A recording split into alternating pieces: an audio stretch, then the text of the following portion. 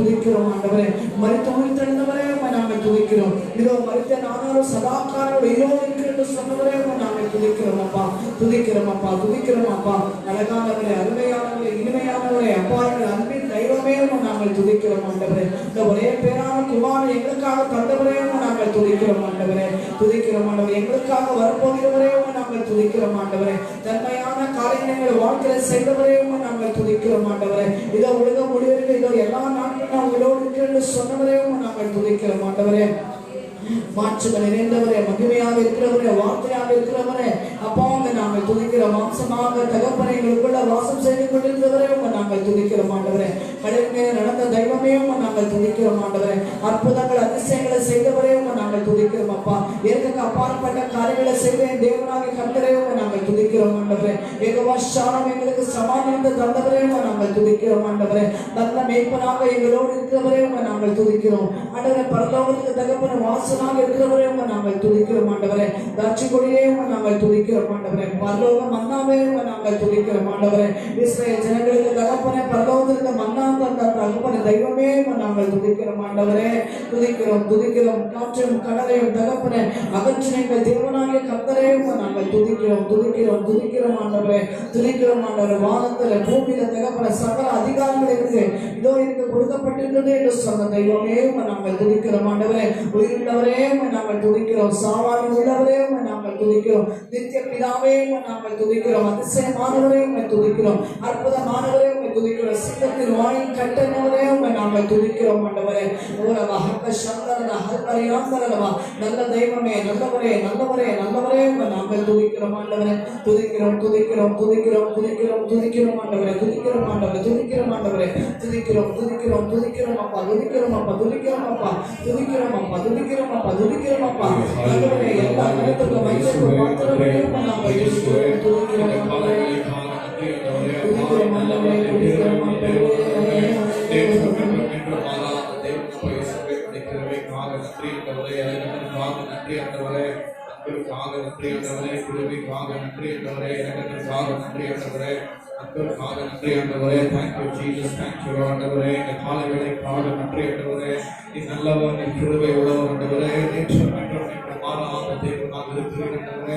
இந்த நாளை கொடுத்ததற்காக நன்றி ஆண்டவரே. இந்த ஓய்வு நாளைக்காக நன்றி ஆண்டவரே.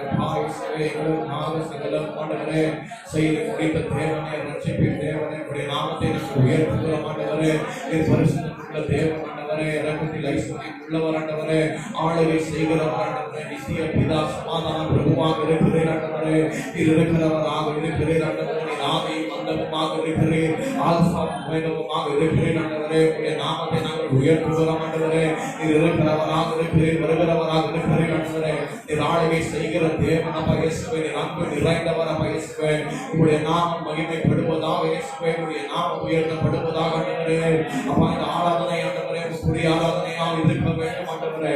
உண்மை நாங்கள் உண்மையிலும் ஆராதிக்க வேண்டும் ஆண்டவரே. நீர் எங்களை ஆளுகை செய்ய மாட்டவரே, முழுவதுமாய் ஆளுகை செய்ய மாட்டவரே இயேசுவே.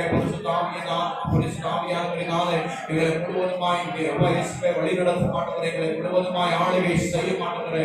இந்த காலை வேளைக்காக நன்றி ஆண்டவரே. நீ மறைத்தவற்றிலிருந்து உயிர் பிறந்த நாளாக பிறந்தாண்டவரே. அப்பா நீ மரணத்தை ஆண்டவரே அப்பா இயேசுவே சத்துருவின் கிரியைகளை அழிக்கவே ஆண்டவரே.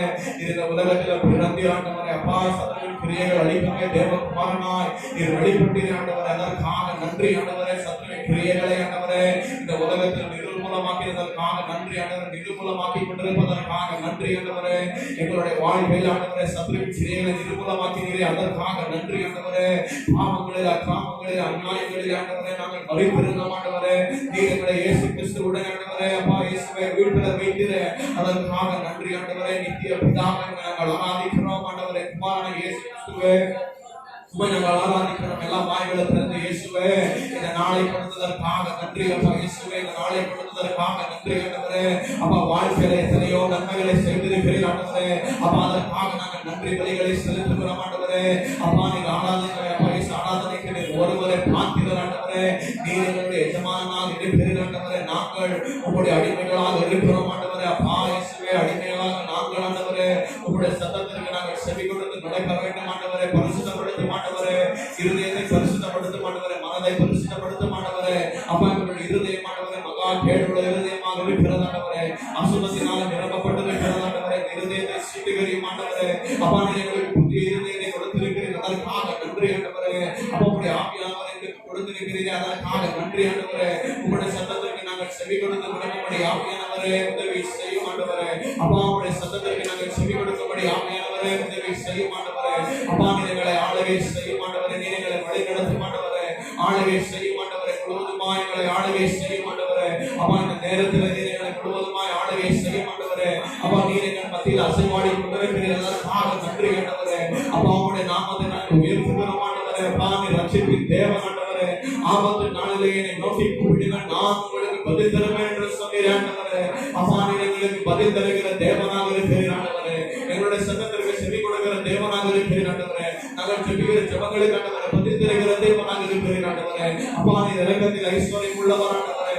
அப்பா எங்கள் மேலே இரக்கமாக இருந்த காரணத்தினால் நாம் நன்றியை செலுத்துகிறோம் ஆண்டவரே. அப்பா நீர் கிருபை நிறைந்த தேவன் ஆண்டவரே. அப்பா உடைய கிருபைக்காக நன்றி ஆண்டவரே. உடைய அன்பிற்காக நன்றி ஆண்டவரே. நீர் உண்மை உள்ளவர் ஆண்டவரே. அப்பா நீர் அப்பா இயேசுவே அதிகாரியாக இருக்கிறீர் ஆண்டவரே. நீர் வல்லமை உடையவர் ஆண்டவரே. அப்பா இயேசுவே அப்பா நீர் சேனைகளின் கர்த்தராக இருக்கிறீர் ஆண்டவரே. நன்றி அப்பா, நன்றி இயேசுவே, நன்றி அப்பா, நன்றி இயேசுவே. நீர் பரிசுத்தம் உள்ளவர் ஆண்டவரே. அப்பா இயேசுவே பரிசுத்தம் உள்ளவர், இன்னும் பரிசுத்தமாகட்டும் என்று சொன்னீர் ஆண்டவரே. நீர் எங்களை பரிசுத்தப்படுத்தும் ஆண்டவரே. எங்களுடைய கிரியைக்கு தக்க பலனை அளிக்கிற தேவன் ஆண்டவரே. அப்பா இயேசுவே உம்முடைய சபையான நாங்கள் ஆண்டவரே அப்பா இயேசுவே பரிசுத்தமாக வாழ வேண்டும் ஆண்டவரே. அப்பா இந்த உலகத்திற்கு நாங்கள் வெளிச்சமாக இருக்க வேண்டும் ஆண்டவரே. இந்த பூமிக்கு நாங்கள் உற்றாக இருக்க வேண்டும் ஆண்டவரே. அப்பா ஆவியிலே எளிமை உள்ளவர்களாக காணப்பட வேண்டும் ஆண்டவரே. அப்பா நாங்கள் பாவங்களை குறித்து அவர் பாவங்களுக்காக துக்கிக்கிறவர்களாக காணப்பட வேண்டும் ஆண்டவரே. அப்பா நாங்கள் ஆண்டவரே சாந்த சுபாவம் உள்ளவர்களாக இருக்க வேண்டும் ஆண்டவரே. நாங்கள் தாழ்மையை தரித்துக் கொண்டு வாழ வேண்டும் ஆண்டவரே. அப்பா இயேசுவே நீதி உள்ள அப்பா நம்முடைய நீதிக்காக நாங்கள் பசிக்காக உள்ளவர்களாக இருக்க வேண்டும் ஆண்டவரே. அப்பா இயேசுவே இந்த காலை வேளையிலே ஆண்டவரே தாகம் உள்ளவருக்கு தண்ணீரை ஊற்றுவேன் என்று சொன்னீர் ஆண்டவரே. அப்பா உம்முடைய நீதியினால் எங்களை நிரப்பும் ஆண்டவரே. அப்பா இயேசுவே நாங்கள் ஒன்றுமே இல்லை ஆண்டவரே. அப்பா ஆவிக்குரிய வாழ்க்கை நாங்கள் ஒன்றுமே இல்லை ஆண்டவரே. அப்பா இயேசுவே ஆவியிலே எளிமை உள்ளவன் பாக்கியவான் என்று சொல்லி இருக்கிறீர் ஆண்டவரே. அப்பா நாங்கள் ஆவியிலே எளிமை உள்ளவர்களாக இருக்கிறோம் ஆண்டவரே. அப்பா நாங்கள் ஆவியிலே ஐஸ்வர்யவான்கள் அல்ல ஆண்டவரே, எளிமை உள்ளவர்கள் ஆண்டவரே. எளிமை உள்ளவர்களுக்கு மட்டும்தான் ராஜ்யம் என்று சொல்லி இருக்கிறீர் ஆண்டவரே. அப்பா எங்களிடத்தில் ஒரு நன்மை இல்லை ஆண்டவரே. அப்பா எங்களுக்குள்ளாக இருக்கிற நன்மை அது உம்முடைய நன்மையாக இருக்கிறது ஆண்டவரே. அப்பா உடைய கிருபை நிமித்தமான நன்மைகளை நாங்கள் பெற்றுக் கொண்டிருக்கிறோம் ஆண்டவரே. அப்பா பாவிகளிலே பிரதான பாவிகளாக இருக்கிறோம் ஆண்டவரே. அப்பா எங்களை ரட்சிக்கிற ஆண்டவரே, ரட்சிப்பு தந்தீர் ஆண்டவரே, அதற்காக நன்றி ஆண்டவரே. இயேசுவே எங்களுக்காக மரித்த ஆண்டவரே, மறுபடியும் உயிர் பெறுதீர் ஆண்டவரே. அப்பா நாங்கள் பாவங்களுக்கு மரித்திருக்கிறோம் அப்பா இயேசுவே, பாவங்களுக்கு மரித்திருக்கிறோம் ஆண்டவரே. உங்களுக்குள்ளாக நாங்கள் பாவங்களுக்கு அடிக்கப்பட்டிருக்கிறோம் ஆண்டவரே. இந்த உலகத்துக்கு நாங்கள் அடிக்கப்பட்டிருக்கிறோம் ஆண்டவரே. அப்பா நாங்கள் இந்த உலகத்துக்கு சேர்ந்தவர்கள் அல்ல ஆண்டவரே. அப்பா அநேக நேரத்தில் ஆண்டவர் உலகத்தார்களை போல வாழ்ந்து ஆண்டவரே அவர்கள் செய்கிற காரியங்களை செய்து ஆண்டவரே அசுத்தமான வாழ்க்கையில நாங்கள் ஈடுபட்டிருக்கிறோம் ஆண்டவரே. தேவையில்லாத வார்த்தைகள் ஆண்டவரே, தேவையில்லாத பேச்சுகள் ஆண்டவரே, எத்தனையோ பாவங்களை செய்திருக்கிறோம் ஆண்டவரே. எங்களுடைய நாவை பரிசுத்தப்படுத்தும் ஆண்டவரே, எங்களுடைய இருதயத்தை பரிசுத்தப்படுத்தும் ஆண்டவரே. இருதயத்தின் நிறைவில் இருந்து வாய் பேசுகிறேன் என்று சொல்லியிருக்கிறீர் ஆண்டவரே. அப்பா இந்த இருதயத்தை சுத்திகரியும் ஆண்டவரே, இந்த இருதயத்தை சுத்திகரியும் ஆண்டவரே. அப்பா வார்த்தைகளை சொல்லியிருக்கிறீர் ஆண்டவரே. பரிசுத்தம் இல்லாமல் ஒருவரும் தேவனை தரிசிக்க முடியாத ஆண்டவரே. இருதயத்தில் சுத்தம் உள்ளவர்கள் பாக்கியவான்கள், அவர்கள் தேவனை தரிசிப்பார்கள் ஆண்டவரே. எங்களுடைய இதயத்தை சுத்திகரிப்பாக இயேசு இந்த காலை வேளையிலே ஆண்டவரே எங்களை சுத்திகரிக்கும் ஆண்டவரே. அப்ப நாங்கள் ஆவியோடு உண்மையோடு ஆராதிக்க வேண்டும் ஆண்டவரே. எங்களுக்குள்ளாக ஒரு மனம் இருக்க வேண்டும் ஆண்டவரே. ஒரு மனம் இல்லாமல் ஆண்டவரே பிரிவினைகள் இருக்கிறது ஆண்டவரே. எத்தனையோ காலைகளிலே அப்பா இயேசுவே சபை ஜனங்கள் விசுவாசிகளுக்குள்ளாக பிரிவினைகள் ஆண்டவரே. அப்பா வார்த்தை சொல்லுகிற ஆண்டவரே அப்போஸ்தலர் எழுதிய அப்பா இயேசுவே அப்பா இயேசு அப்போஸ்தலர் எழுதிய ஆண்டவரே. அப்பா ஆண்டவர்கள் விசுவாசிகளை பார்க்கின்றோம் ஆண்டவரே. அப்பா அவர்கள் ஒரு மனதோடு ஆண்டவரே எல்லா காரியங்களை செய்தார்கள் ஆண்டவரே. அப்பா அவர்கள் செய்ததெல்லாம் வாய்த்தது என்ற வார்த்தை சொல்லுகிறது ஆண்டவரே. அப்பா நாங்கள் ஒரு மனம் உள்ளவர்களாக இருக்க வேண்டும் ஆண்டவரே. நாங்கள் ஆராதிப்பதில் ஆண்டவரே ஒரு மனம் உள்ளவர்களாக இருக்க வேண்டும் ஆண்டவரே. அப்பா நாங்கள் உண்மை நாங்கள் ஆராதிக்கிறோம் ஆண்டவரே. அப்பா உம்முடைய நாமத்தை நாங்கள் உயர்த்துகிறோம் ஆண்டவரே. எங்களுடைய இதயத்தினால் ஆண்டவரே உம்மை முழுவதுமாய் நாங்கள் ஆராதிக்க வேண்டும் ஆண்டவரே. உம்முடைய நாமத்தை நாங்கள் உயர்த்த வேண்டும் ஆண்டவரே. Thank you Jesus, thank you Lord. Father, we praise you Lord. You are righteousness, amen, Lord. Glorious God, we praise you Lord. Abba Father, we praise you Lord. Abba Father, we praise you Lord. Almighty Father, we praise you Lord. The faithful and the truth, we praise you Lord. Amen. Thank you Jesus, thank you Lord. You are the bread of life ஆண்டவரே. நீர் அப்பமாக ஜீவ அப்பமாக இருக்கிறீர் ஆண்டவரே. நன்றி அப்பா, நன்றி இயேசுவே. என்னுடைய ஆடுகள் அப்பா என்னுடைய சத்தத்திற்கு செவி கொடுக்கும் என்று சொன்னீர் ஆண்டவரே. என்னுடைய ஆடுகளுக்காக என்னுடைய ஜீவனை நான் கொடுத்தேன் என்று சொன்னீர் ஆண்டவரே. அப்பா உங்களுடைய ஜீவனுக்காக நன்றி ஆண்டவரே. அப்பா உங்களுடைய வாழ்க்கை எங்களுக்காக கொடுத்தீர் ஆண்டவரே. அப்பா நீர் எங்களுக்காக ஆண்டவரே மரணம் அடைந்தீர் ஆண்டவரே. அதற்காக நன்றி ஆண்டவரே. எங்களுடைய பாவங்களை சிலுவையில சுமந்தீர் ஆண்டவரே. அப்பா உங்கள் மேல நாங்கள் விசுவாசத்தை வைத்து ஆண்டவரே எங்களுக்கு உயிருள்ள நாளெல்லாம் ஆண்டவரே, நாங்கள் உயிருள்ள நாளெல்லாம் ஆண்டவரே உங்களுடைய நாமத்தை நாங்கள் உயர்த்தி ஆண்டவரே உங்களுடைய சித்தத்தை நாங்கள் செய்ய வேண்டும் ஆண்டவரே. இயேசுவே பிதாவுடைய சித்தத்தை நீர் எப்படி நிறைவேற்றினீர் ஆண்டவரே. அப்பா உங்களுடைய சித்தத்தை நாங்கள் அறிந்து ஆண்டவரே உங்களுடைய சித்தத்தை நாங்கள் நிறைவேற்ற வேண்டும் ஆண்டவரே. அப்பா இந்த காலை வேளையில் ஆண்டவரே எங்களை பரிசுத்தப்படுத்தும் ஆண்டவரே, பரிசுத்தப்படுத்தும் ஆண்டவரே. பாவமை ஆவியிலும் உண்மையிலும் நாங்கள் ஆராதிக்க வேண்டும் ஆண்டவரே. அப்பா நீர் எங்களை ஆளுகை செய்யும், நீர் எங்களை முழுவதுமாய் வழி நடத்தும் ஆண்டவரே. நீர் செய்த கிரியைகளுக்காக நன்றி ஆண்டவரே. நீர் செய்த நன்மைகளுக்காக நன்றி ஆண்டவரே. நீர் செய்த கிரியைகளுக்காக நன்றி ஆண்டவரே. நீர் செய்த நன்மைகளுக்காக நன்றி ஆண்டவரே. உங்களுடைய நாமத்தை நாங்கள் உயர்த்துகிறோம் ஆண்டவரே. உங்களுடைய நாமத்தை நாங்கள் உயர்த்துகிறோம் ஆண்டவரே. அன்பை நிறைந்த தேவனப்பா இயேசுவே, பாவிகளை ரட்சிக்க இந்த உலகத்துக்கு வந்தீர் ஆண்டவரே. பாவிகளை பிரதான பாவிகளாக இருந்த ஆண்டவரே. உங்களுடைய இரக்கத்தின் நிமித்தம் ஆண்டவரே, உங்களுடைய அன்பின் நிமித்தம் ஆண்டவரே நீர் எங்களை தெரிந்து கொண்டீரே ஆண்டவரே. அப்பா எதற்கும் பிரயோஜனம் இல்லாத எங்களை தெரிந்து கொண்டீரே ஆண்டவரே. எதற்கும் உபயோகம் இல்லாத எங்களை தெரிந்து கொண்டீரே ஆண்டவரே. ஜனங்களால ஒதுக்கப்பட்ட எங்களை தெரிந்து கொண்டீரே ஆண்டவரே. அப்பா நீர் எங்களை பெயர் சொல்லி அழைத்தீரே ஆண்டவரே. அதற்காக நன்றி ஆண்டவரே. இந்த காலைகளுக்காக நன்றி ஆண்டவரே. இந்த காலைகளுக்காக நன்றி ஆண்டவரே. அப்பா துதிபலிகளை நாங்கள் செலுத்துகிறோம் ஆண்டவரே. அப்பா வாயினால் மட்டும் உம்மை ஆராதிப்பதல்ல ஆண்டவரே, எங்களுடைய சரீரத்தின் மூலமாக நாங்கள் ஆராதிக்க வேண்டும் ஆண்டவரே. இந்த சரீரத்தை ஆண்டவரே நாங்கள் ஜீவ பலியாக அர்ப்பணிக்கிறோம் ஆண்டவரே. அப்பா இந்த சரீரத்தை ஆண்டவரே நாங்கள் ஜீவ பலியாக அர்ப்பணிக்கிறோம் ஆண்டவரே. அப்பா இயேசுவே உம்முடைய கிரியைகளை ஆண்டவரே நாங்கள் செய்ய வேண்டும் ஆண்டவரே. அது என்னவென்றால் அப்பா இயேசுவே பிதாவின் குமாரனின் மேலே விசுவாசத்தை வைக்க வேண்டும் ஆண்டவரே. அப்பா உன் மேலே நாங்கள் விசுவாசத்தை வைக்கிறோம் ஆண்டவரே. நீங்கள் இல்லாமல் எங்களுக்கு யாருமே இல்லை ஆண்டவரே. அப்பா உம்மை விட்டா எங்களுக்கு யாருமே இல்லை அப்பா இயேசுவே. எங்களுக்காக நன்மை செய்த தேவனே, அப்பா நீர் செய்த நன்மைகளுக்காக நன்றி அப்பா இயேசுவே. இந்த காலை வேளைக்காக நன்றி ஆண்டவரே. இந்த காலை வேளைக்காக நன்றி ஆண்டவரே. உங்களுடைய நாமத்தை நாங்கள் உயர்த்துகிறோம் ஆண்டவரே. Thank you Jesus, thank you God, thank you Jesus. மகிமை மாட்சிமை நிறைந்தவரே, மகிழ்வுடன் தொழுதிடுவோம். மகிமை மாட்சிமை நிறைந்தவரே, மகிழ்வுடன் தொழுதிடுவோம். பரிசுத்த தேவனே இயேசுவே, பணிந்தே தொழுதுவோம். பரிசுத்த தேவனே இயேசுவே, பணிந்தே தொழுதுவோம். மகிமை மாட்சிமை நிறைந்தவரே,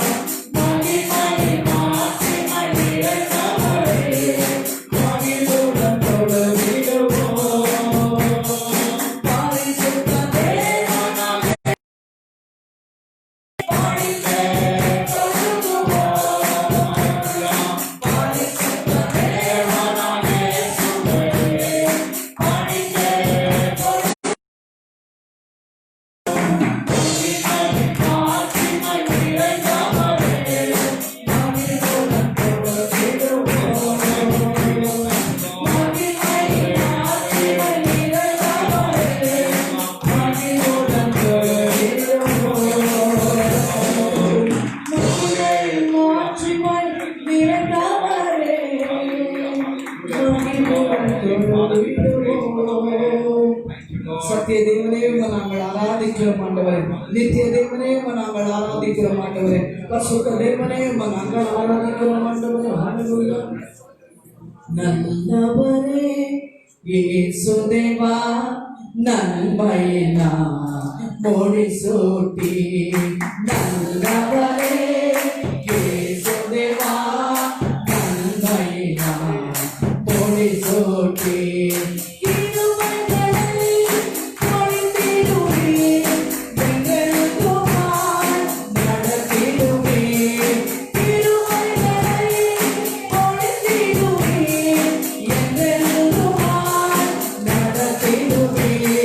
Nandavare, Yesu Deva, Nandavare.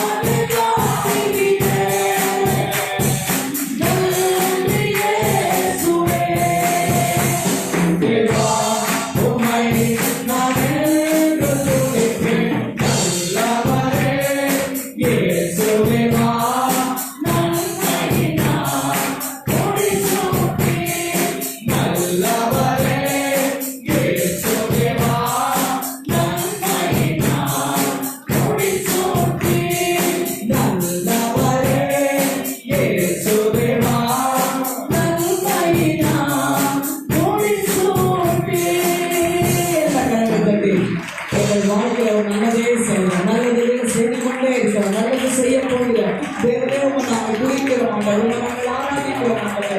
இயேசுவே நாங்கள் உயர்த்துகிறோம் அப்பா. நீ நல்லவர் என்று நாங்கள் ஆராதிக்கிறோம் அப்பா. நீ வல்லவர் என்று நாங்கள் உம்மை உயர்த்துகிறோம் ஆண்டவரே. உங்களால கூடாதது ஒன்றுமே இல்லை இயேசுவே. மனுஷனால கூடாதது தேவனாலே கூடும் என்ற வார்த்தை சொல்லுகிறது. என்னுடைய சபையை நான் கட்டுவேன் என்று சொல்லுகிறப்பா. தேவனுடைய சபையாக இந்த தலைமுறை எங்களை கட்ட உம்மால மட்டுமே கூடும் ஆண்டவரே. ஹalleluya. கொடுமை எல்லாம் கூடும் இயேசுவா, கொடுமை எல்லாம் கூடும், கொடுமை எல்லாம் கூடும் இயேசுவா, கொடுமை எல்லாம் கூடும். ஆராத ஒன்றும் இல்லை இயேசுவா, ஆராத ஒன்றும் இல்லை, ஆராத ஒன்றும் இல்லை இயேசுவா, ஆராத ஒன்றும் இல்லை. கொடுமை எல்லாம்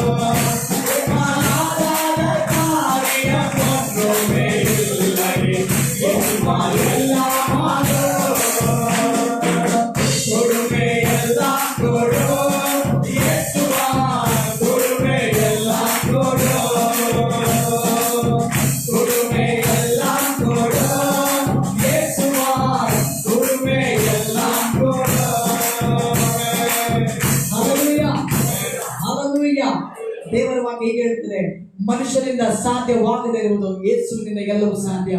ಹಲ್ಲೆಲೂಯಾ. ಇಸ್ರಾಯೇಲ್ ಜನರು ಅರಣ್ಯದಲ್ಲಿ ನಡೆಯುವಾಗ ಆತನು ಇಸ್ರಾಯೇಲ್ ಜನರನ್ನು ಪರಲೋಕದ ಮನ್ನದಿಂದ ಪೋಷಿಸಿದರು. ಯೆಹೋಶುವ ಬರೆದ ಗ್ರಂಥದಲ್ಲಿ ದೇವರ ವಾಕ್ಯ ಈ ರೀತಿಯಾಗಿದೆ, ಯಾವಾಗ ಇಸ್ರಾಯೇಲ್ ಜನರು ಭೂಮಿಯಲ್ಲಿ ಬಿತ್ತು ಅವರ ಬೀಜಗಳನ್ನು ಬಿತ್ತಿ ಅವರಿಗೆ ಬೆಳೆ ಸಿಕ್ಕಿದೋ ಆ ದಿವಸದಿಂದ ಪರಲೋಕದಿಂದ ಮನ್ನಾ ಬರುವುದು ನಿಂತಿದೆ. ಹಲ್ಲೆಲೂಯಾ.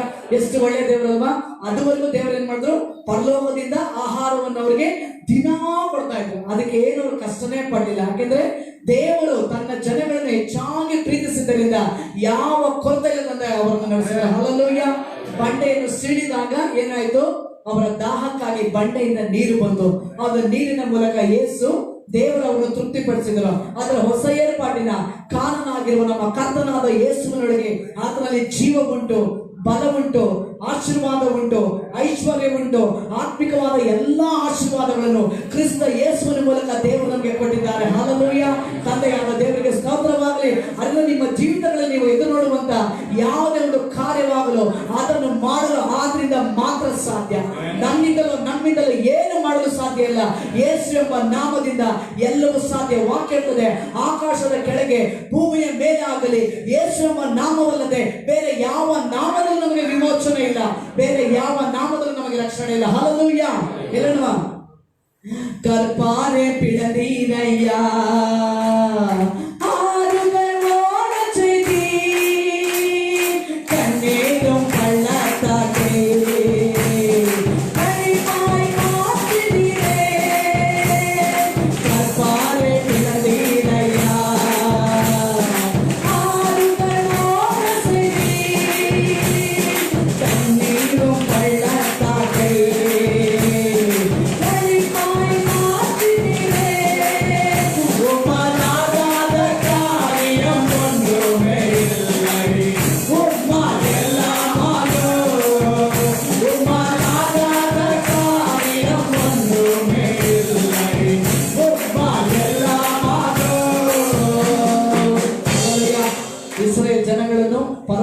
ಸೈನ್ಯದವರು ಅಟ್ಟಿಸಿಕೊಂಡು ಬರುವಾಗ ಸಮುದ್ರವನ್ನೇ ಇಬ್ಬಾಗವಾಗಿ ಮಾಡಿ ಒಣನೆಲದ ಮೇಲೆ ನಡೆಯುವಂತೆ ಮಾಡಿದಂತ ದೇವರು, ಅದೇ ದೇವರು ಇಂದು ಕೂಡ ನಮ್ಮ ಜೊತೆಯಲ್ಲಿ ಇದ್ದಾರೆ. ಹಲ್ಲೆಲೂಯಾ.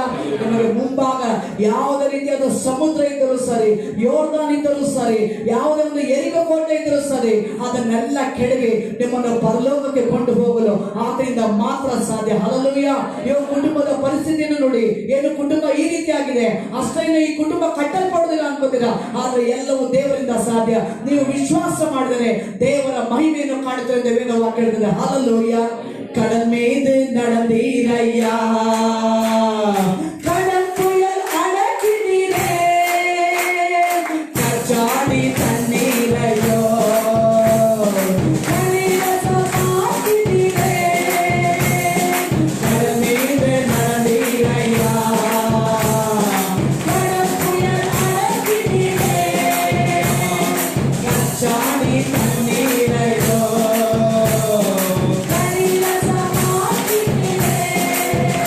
உமாநாதா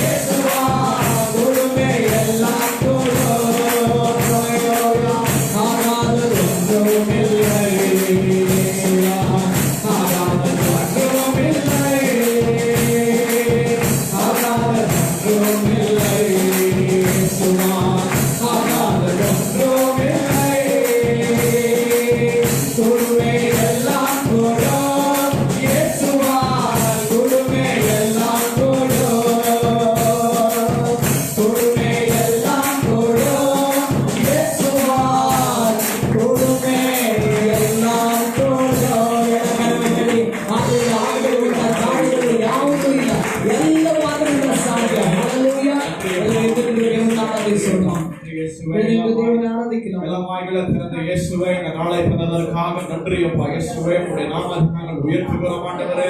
இந்த நல்ல வேளையிலே ஆண்டவரே நீர் எங்களை ஆண்டவரே உம்மை ஆராதிப்பதற்காக நீர் எங்களை அழைத்திருக்கிறீர் ஆண்டவரே. உடைய சித்தத்தின் பிரகாரமாய் ஆண்டவரே நாங்கள் இந்த இடத்துல கூடி வந்திருக்கிறோம் ஆண்டவரே. உடைய கிருபைக்காக நன்றி ஆண்டவரே. இரக்கங்களுக்காக நன்றி ஆண்டவரே. அன்பிற்காக நன்றி ஆண்டவரே. உடைய சித்தம் இல்லாவிட்டால் ஆண்டவரே இந்த இடத்துல யாருமே வர முடியாது அப்பா. இயேசுவே உடைய சித்தத்தின் பிரகாரமாய் நீர் எங்களை கொண்டு வந்து ஆராதனை செய்து வைத்திருக்கிறீர் ஆண்டவரே. இந்த நல்ல பாக்கியத்திற்காக நன்றி ஆண்டவரே. அப்பா இயேசுவே இந்த வேளையில் ஆண்டவரே உம்மை நோக்கி நாங்கள் பார்க்கின்றோம் ஆண்டவரே. அப்பா நீர் எங்களுடைய கேடகமாக இருக்கிறீர் ஆண்டவரே. நீர் பரிசுத்தமுள்ள தேவன் ஆண்டவரே. நீதி நிறைந்தவர் ஆண்டவரே. அப்பா உம்மை நாங்கள் நோக்கி பார்க்கின்றோம் ஆண்டவரே. பாவியான எங்கள் மனமிரங்க மாட்டவரே.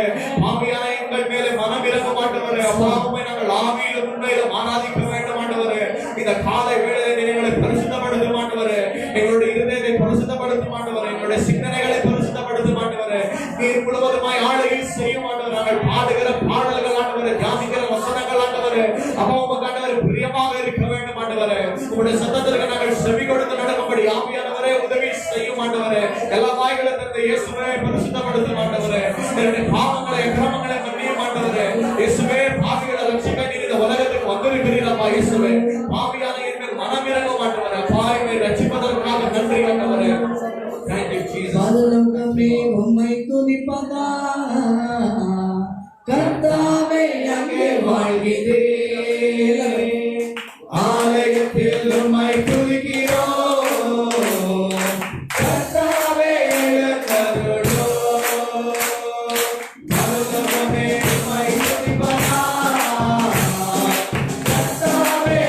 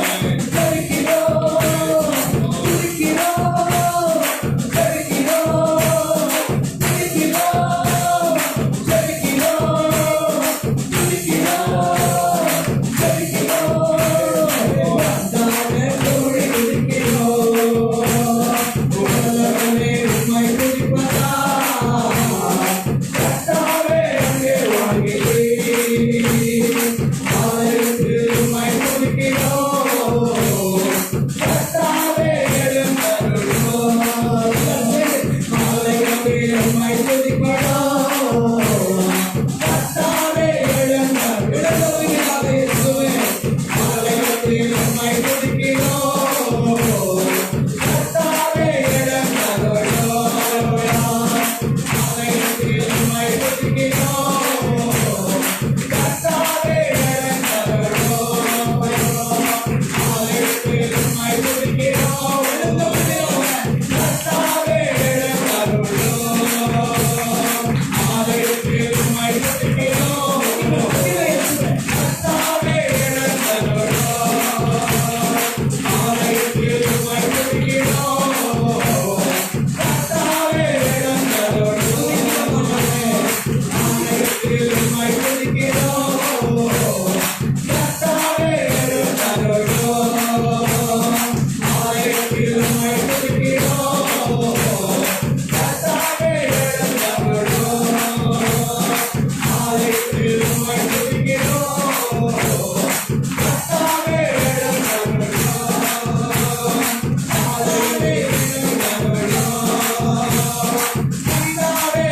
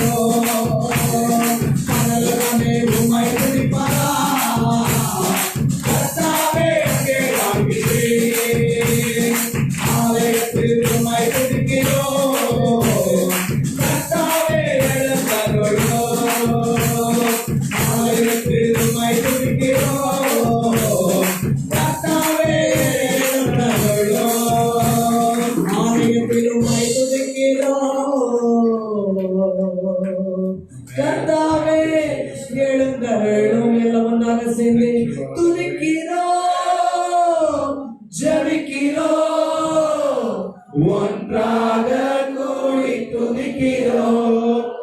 அல்லேலூயா, துதிக்கிறோம், ஜெபிக்கிறோம், ஒன்றாக கூடி துதிக்கிறோம். கைகளை உயர்த்தி மாரநாதா இயேசுவே, வேக வேகமாய் வாருமே. மாரநாதா இயேசுவே, வேக வேகமாய் வாருமே. அசைவாடும் ஆவியே, அசைவாடும் ஆவியே, அசைவாடும் ஆவியே, அசைவாடும் ஆவியே. ஹalleluya, ஹalleluya, ஹalleluya, ஹalleluya, ஹalleluya, ஹalleluya, ஹalleluya,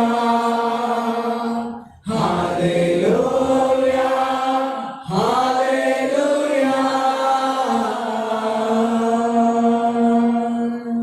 ತಂದೆಯಾದ ದೇವರನ್ನು ಕುಮಾರನಾದ ಕ್ರಿಸ್ತನನ್ನು ಪರಿಶುದ್ಧ ಆತ್ಮನ ಕರವನ್ನು ತೊಡುತ್ತಾ ಮಹಿಮೆಪಡಿಸೋಣ.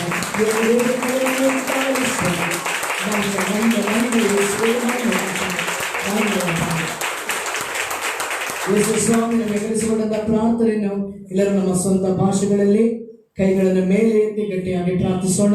ಪರಲೋಕದಲ್ಲಿ ನನ್ನ ತಂದೆಯೇ, ನಿನ್ನ ನಾಮವು ಪರಿಶುದ್ಧವೆಂದು ಎಣಿಸಲ್ಪಡಲಿ. ನಿನ್ನ ರಾಜ್ಯವು ಬರಲಿ, ಪರಲೋಕದಲ್ಲಿ ನಿಮ್ಮ ಚಿತ್ತ ನೆರವೇರುವ ಪ್ರಕಾರ ಭೂಲೋಕದಲ್ಲಿಯೂ ನೆರವೇರಲಿ. ನಮ್ಮ ಅನುದಿನ ಆಹಾರವನ್ನು ಇವತ್ತು ನಮಗೆ ದಯಪಾಲಿಸು. ಮತ್ತೊಬ್ಬರು ಮಾಡಿದ ತಪ್ಪುಗಳನ್ನು ನಾವು ಕ್ಷಮಿಸುವಂತೆ ನಮ್ಮ ತಪ್ಪುಗಳನ್ನು ಕ್ಷಮಿಸು. ನಾವು ಕೇಳಿಗೆ ಹೋಗದಂತೆ ಕೇಳಿನ ತಪ್ಪಿಸಿ ನಮ್ಮನ್ನು ಕಾಪಾಡು. ಯಾಕೆಂದರೆ ರಾಜ್ಯವು ಬರುವ ಮಹಿಮೆಯು ಸದಾಕಾಲ ನಿಮ್ಮದೇ ಸ್ವಾಮಿ. ಆಮೆನ್. ಆಮೆನ್. ಎಲ್ಲರೂ ಹೋಗ್ತಾರೆ. ಕಳೆದ ವಾರ ನಮ್ಮ ಸಭೆಗೆ ಸೇರಿದಂತಹ ಸಹೋದರ ಅರುಣ್ ಕುಮಾರ್ ಅವರಿಗೆ ಹಾಗೂ ಅರ್ಚನಾ ಇವರಿಬ್ಬರಿಗೂ ದೇವರ ಚಿತ್ತದ ಪ್ರಕಾರವಾಗಿ ಮದುವೆ ಕಾರ್ಯ ನಡೆಯಿತು. ಈಗ ನಮ್ಮ ಮಧ್ಯದಲ್ಲಿ ಇವರು ಬಂದಿದ್ದಾರೆ. ಖಂಡಿತ ನಮ್ಮ ಸಭೆಗೆ ಬಂದಿರೋದು ಅರ್ಚನಾ ಬಹಳ ಸಂತೋಷ. ಈ ಒಂದು ಸಮಯದಲ್ಲಿ ಇವರಿಬ್ಬರ ದಂಪತಿಗಳನ್ನು ದೇವರ ಆಶೀರ್ವದಿಸುವಂತೆ ಸರವಣ ಬ್ರದರ್ ಪ್ರಾರ್ಥಿಸುವಂತೆ ಕೇಳಿಕೊಳ್ಳುತ್ತೇವೆ. ಎಲ್ಲ ಕರಗಳ ಉಯರ್ತಿ அவங்களுக்கு நேரம் ஜெபிக்கிறேன். ஸ்தோத்திரம் ஆண்டவரே, ஹalleluya. நன்றி நாமமே ஸ்தோத்திரிக்கிறேன் ஆவே. ஆண்டவரே, நேற்றும் இன்றும் என்றும் மாறாத ஜீவனுள்ள தகப்பனே ஸ்தோத்திரம். நன்மையான நாளுக்காக ஆண்டவரே கர்த்தர் தந்த ஆண்டவரே மனமகிழ்ச்சியின் நாளுக்காக நன்றி செலுத்துகிறோம். ஆண்டவரே உம்மை துதிக்கிறோம், உம்மை ஸ்தோத்திரிக்கிறோம். ஆண்டவரே விசேஷமாக ஆண்டவரே இந்த நாளிலே ஆண்டவரே மத்தியில ஆண்டவரே திருமணமாகி ஆண்டவரே நின்று கொண்டிருக்கிற ஆண்டவரே அருண் பிரதருக்காகவும் ஆண்டவரே துணைவியாருக்காகவும் ஆண்டவரே நாங்கள் ஜெபிக்கிறோம். ஆண்டவரே ஸ்தோத்திரம். ஆண்டவரே திருமணத்தை ஏற்படுத்துகிறது என் தேவன் தான். ஆண்டவரே பரிசுத்த சந்ததி வளரபடி ஆண்டவரே பரிசுத்த குடும்பம் ஆண்டவரே வளரும்படியாக கர்த்தர் ஆண்டவரே இப்படிப்பட்ட காரியங்களை செய்கிற கிருபைக்காக நன்றி செலுத்துகிறோம். ஆண்டவரே ஏற்ற துணையை தருவேன் என்று சொன்ன தேவன் ஆண்டவரே ஏற்ற துணையை ஆண்டவரே இருவருக்கும் ஆண்டவரே கர்த்தர் தந்ததுக்காக நன்றி செலுத்துகிறோம். ஆண்டவரே இவர்களுடைய இல்லற வாழ்க்கையை கர்த்தர் ஆசீர்வதிக்கும்படியாக ஜெபிக்கிறோம். ஆண்டவரே இல்லறத்தின் ஆசீர்வாதங்களை ஆண்டவரே திருமணத்தின் ஆசீர்வாதங்களை இவர்கள் பெற்றுக் கொள்ளும்படியாக கர்த்தர் கிருபையிலே பாராட்டுகிற ராஜா. ஆண்டவரே ஒருவருக்கு ஒருவர் புரிந்து கொண்டு ஆண்டவரே கர்த்தருக்கு ஆண்டவரே கிறிஸ்துவுக்குள்ளாக ஆண்டவரே அவர்கள் வாழ்க்கையை வாழும்படியாக ஆண்டவரே சபையாராக நாங்கள் எல்லாரும் சேர்ந்து ஒரே மனதை ஆண்டவரே நாங்கள் ஜெபிக்கிறோம். கர்த்தர் அந்த குடும்பத்தை ஆசீர்வதிக்கும்படியாக ஜெபிக்கிறோம். ஆண்டவரே கர்த்தர் கிருபையிலே பாராட்டுகிற ராஜா. ஆண்டவரே வானத்திலிருந்து ஆண்டவரே இனமில்லாத ஆண்டவரே ஆசீர்வாதங்களை அந்த குடும்பத்திற்கு நீர் கர்த்தர் தரும்படியாக ஜெபிக்கிறோம். ஆண்டவரே கர்த்தர் நீர் பொறுப்பெடுத்துக் கொள்ளும் ஆசீர்வதியும். ஆண்டவரே இயேசுவின் நாமத்தினாலே பிதாவே. அல்லேலூயா. அல்லேலூயா. எல்லாருக்கும் தமிழ் புரியுது இல்லையா? யாருக்கான கன்னட டிரான்ஸ்லேஷன் வேணுமா? ಭಾಷಾಂತರ ಬೇಕಾ? ಕನ್ನಡ ಅನುವಾದ ಬೇಕಾ? ಯಾರಿಗಾದ್ರೂ? யாருக்கு வேணா நினைக்கிறேன். தமிழே பிரசங்கம் பண்ணுவோம். கர்த்தருடைய நாமத்துக்கு மகிமை உண்டாகுவதாக. எல்லாம் சந்தோஷமா இருக்கிறீங்களா? உண்மையாகவே சந்தோஷமாக இருக்கிறீங்களா? இந்த உலகத்தில் அநேக சோதனைகள், அநேக போராட்டங்கள், அநேக பிரச்சனைகள், அநேக பாடுகள், ஆனா இந்த காரியங்களின் மத்தியில ஆண்டவர் நம்மளை நடத்துகிற தேவனாக இருக்கிறார். எத்தனை பேர் ஜெபம் செய்கிறீர்கள், வேதத்தை வாசிக்கிறீர்கள்? மாஸ்டர் ஒரு நாள் நான் ஜெபிக்கிறேன், ஒரு நாள் நான் வேதம் வாசிக்கிறேன் இல்லையா? ஒரு நாள் ஜெபிக்கிறேன், வேதத்தை வாசிக்கிறேன், என்னுடைய நேரத்தை நான் வீணாக்குவதில்லை என்று எவ்வளவு பேர் சொல்ல முடியும்? எவ்வளவு பேர் டிவி பாக்குறீங்க? எவ்வளவு பேர் சத்தியம் டிவி, இன்னும் ஏஞ்சல் டிவி, இதெல்லாம் யார் யார் பாக்குறீங்க? கொஞ்சம் கரங்களை உயர்த்து அப்படியே பார்க்கலாம். 1 2 3 4 5 6 7 8 9 ஓகே. காலையில் ஆனாங்க நைட்டருக்கே ஓடுமா டிவி? அநேக விசுவாசிகள் வீட்டில் பார்க்க வேண்டும். காலையில ஏஞ்சல் டிவி இல்லைன்னா சர்வேஷன் டிவி, சத்தியம் டிவி ஆனாட்டா போதும். யாரும் எதிர்க்கிறதே இல்லை. கர்த்தருடைய நாமத்துக்கு மகிமை உண்டாகுவதாக. நீங்க அந்த டிவிகளை பார்க்கிலும், அந்த ப்ரோக்ராம்களை பார்க்கிலும், அந்த ப்ரோக்ராம்களை பார்த்து கெட்டு போவதற்குன்னா நீங்க வேதாகமத்தை படிக்க வேண்டும், ஜெபிக்க வேண்டும். அநேக பேர் நேற்று ஒரு ஊழியக்காரர் போன் பண்ணாரு, பாஸ்டர் இந்த மாதிரி அவ்வளவு கஷ்டப்பட்டு ஜனங்களுக்காக நேரத்தை செலவிட்டு அவ்வளவு பணத்தை செலவிட்டு அவங்களுக்காக ஆராதனை செய்து மெசேஜ்களை யூடியூப்ல அப்லோட் பண்றோம். அது மட்டுமல்ல டிவிகளிலையும் நம்ம போட்டு கொண்டிருக்கிறோம். நம்மளுடைய விசுவாசிகள் நீங்க பார்த்தீர்கள் என்று கேட்டா, இல்ல பாஸ்டர் நான் இன்னைக்கு சத்தியம் டிவி மோன்சி லாசரஸ் பிரேயர் பார்த்தேன்னு சொல்றாங்க. ஜனங்களே நீங்கள் எச்சரிக்கையாக இருக்க வேண்டும். மோன்சி லாசரஸ் இல்ல வேற எந்த ஊழியக்காரரும் உங்களுடைய மெய்ப்பன் அல்ல. உங்களுடைய மெய்ப்பனுடைய உங்களுடைய கண்டிஷன் உங்களுடைய மெய்ப்பன் அறிந்திருக்கிறான். நீங்கள் யார், உங்களுடைய ஆவிக்குரிய கண்டிஷன் என்ன என்று சபையில இருக்கிற போதகர்களுக்கு தெரியும் இல்லையா? இந்த சபைக்கு இந்த வார்த்தையை கேட்டு அந்த வார்த்தையை தியானித்து அந்த வார்த்தைகளுக்கு கீழ்ப்பணிந்து நடந்தா மட்டும் போதும் இல்லையா? ஒரு மெசேஜ் கேட்டு அந்த வார்த்தைகளுக்கு கீழ்ப்பணிந்து நடக்க வேண்டும். 1000 மெசேஜை கேட்டு பாழா போகக்கூடாது. 1000 மெசேஜ் கேட்கிறீங்க, அதுல ஏதாவது ஒரு வார்த்தை பின்தொடர்ந்து நடக்கிறீங்களா? இல்லையா? கடைசி வாரம் வார்த்தையை போதித்தோம், தியானித்தோம் இல்லையா? அந்த வார்த்தை எவ்வளவு பேர் வீட்டுக்கு போய் படிச்சு இந்த வாரம் முழுவதுமா எவ்வளவு பேர் அந்த வார்த்தையை தியானம் பண்ணீங்க? வெறும் ஒரு பிரதர் தான் கை உயர்த்துறாரு, பாஸ்டர் நான் பண்ணேன். நீங்க எல்லாம் தியானிக்கலையா? வேற வார்த்தைகளை தியானிக்கலையா? ஆண்டவருடைய சத்தத்திற்கு செவி கொடுக்கணும். ஆண்டவர் எதற்காக ஊழியக்காரனை ஏற்படுத்தி இருக்கிறார் சபையில? ஊழியக்காரன் ஆண்டவர் வந்து எப்படி பேசுறாரு? ஊழியக்காரன் மூலியமா பேசுகிறார் இல்லையா? ஆண்டவருடைய வார்த்தை ஆண்டவர் எப்படி கொடுக்கிறாரு? ஊழியக்காரன் மூலியமாய் கொடுக்கிறார். இந்த வார்த்தையை நீங்க அசட்டை செய்யக்கூடாது. இந்த வார்த்தைகளுக்கு கீழ்ப்பண்ணி நடக்கணும். ஏன்னா ஊழியக்காரனுடைய வேலை என்ன? ஆடுகளை கவனித்து ஆடுகளுக்கு வார்த்தைய போஷிக்க வேண்டும் இல்லையா? ஊழியக்காரனுக்கு தெரியும் எந்த ஆடுக்கு எவ்வளவு கொடுக்கணும் இல்லையா? அவ்வளவுதான் ஆண்டவர் என்ன செய்யறாரு? ஆடுகளுக்கு கொடுக்கிறார் இல்லையா? வீட்டுல தயவு செய்து நல்ல குடும்ப ஜெபம் செய்யுங்க, தனிப்பட்ட முறை ஜெபம் செய்யுங்க, ஏன் சொன்ன வேதத்தை வாசிங்க, ஜெபிங்க, அதுக்கப்புறமா வேலைகளுக்கு போங்க. வேலையில ஏதாவது சமயம் கிடைச்சாக்கிறோம் வார்த்தையை தியானிங்க, திரும்ப மறுபடியும் வீட்டுக்கு வந்து குடும்ப ஜெபம் செய்யுங்க. குடும்ப ஜெபம் செய்து படுகிறதுக்கு முன்பாக தனிமுறை ஜெபம் செய்து படுங்க. ஆண்டவர் உங்களை கண்டிப்பாக ஆசீர்வதிக்குவார். அதை விட்டு தேவையில்லாத ப்ரோக்ராம் பாக்குறது, அந்த ப்ரோக்ராமை பார்த்து கெட்டு போவாதீங்க. கர்த்தர் உங்களை ஆசீர்வதிப்பாராக.